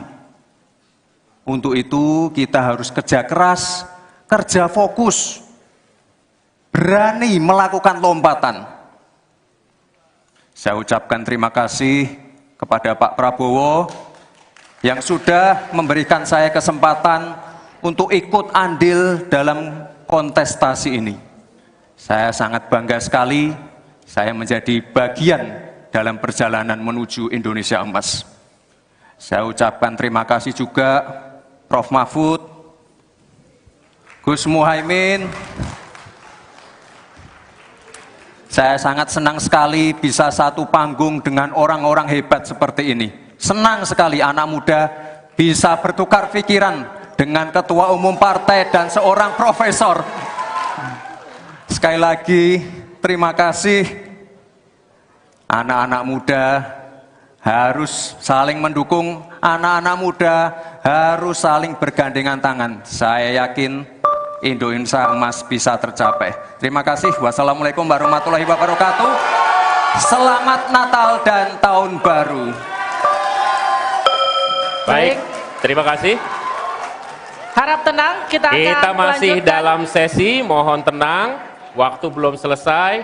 Kami persilakan selanjutnya calon wakil presiden nomor urut 3 Bapak Mahfud MD untuk menyampaikan pernyataan Saudara-saudara seluruh bangsa Indonesia, kami Ganjar dan Mahfud ingin memastikan untuk menyelenggarakan negara yang bersih melalui penegakan hukum tanpa pandang bulu. Ganjar Mahfud menyiapkan 21 program unggulan senilai 2.500 triliun rupiah selama 5 tahun, yaitu 1. 17 juta lapangan kerja, 1 desa, 1 vasket, 1 nakes, 3 uang saku kader posyandu, 4 10 juta hunian, punya rumah semudah punya motor, 5 sekolah dapat gaji, lulus pasti kerja, 6 1 keluarga miskin, 1 sarjana, 7 perempuan maju, 8 buruh naik kelas, 9 kuliah gratis untuk anak prajurit dan bayangkara, 10 mudah berusaha termasuk UMKM dan koperasi, 11 masjid sejahtera, pengurus masjid terlindungi, 12 guru ngaji dan guru agama lain digaji, pasokan pangan aman, harga enak di kantong, lansia bahagia, anak cucu gembira, 15 petani bangga bertani, 16 di laut kita jaya nelayan sejahtera, 17 disabilitas mandiri berprestasi, 1 desa 1 mobil akses, 18 internet super cepat gratis dan merata, 19 bansos pasti lanjut tapi harus tepat sasaran, 20 sikat KKN, dan terakhir KTP Sakti. Segala kebijakan pemerintah harus mengutamakan kemakmuran dan kesejahteraan rakyat, termasuk memelihara fakir, miskin, dan anak terlantar seperti ketentuan pasal 34 ayat 1 Undang-Undang Dasar. Semoga niatan baik dan keikhlasan kami mendapat ganjaran ilahi dan tercatat di Lauhil Mahfuz. Selesai. Kita berikan aplaus dan apresiasi yang paling meriah untuk ketiga calon wakil presiden kita. Saya undang Pak Muhaimin, Pak Gibran, dan Pak Mahfud untuk ada di tengah. Untuk ada di tengah lingkaran merah ini. Kami juga memohon agar Pak Anies, Pak Prabowo, dan Pak Ganjar mendampingi calon wakil presiden masing-masing. Kami persilakan para ini adalah calon presiden, calon pemimpin kita yang dapat Anda pilih nanti di tanggal 14 Februari 2024. Kami juga mengundang Ketua KPU dan seluruh anggota KPU untuk bergabung bersama kita di sini. Mudah-mudahan debat kedua kali ini dapat memberikan referensi kepada Anda, menjadi hasanah bagi Anda untuk menentukan siapa yang Anda pilih. Ada 1, ada 2, ada 3. Ya, dan kami juga akan mengingatkan Anda untuk jangan lupa menggunakan hak pilih Anda pada pemilu 2024 14 Februari mendatang, karena suara Anda akan menentukan masa depan bangsa Indonesia. Kami tutup debat malam hari ini. Saya Liviana Cerlisa. Dan saya Alvito Dinova Ginting. Sampai jumpa di TPS 14 Februari tahun depan. Sampai jumpa. Selamat. Terima kasih Bapak.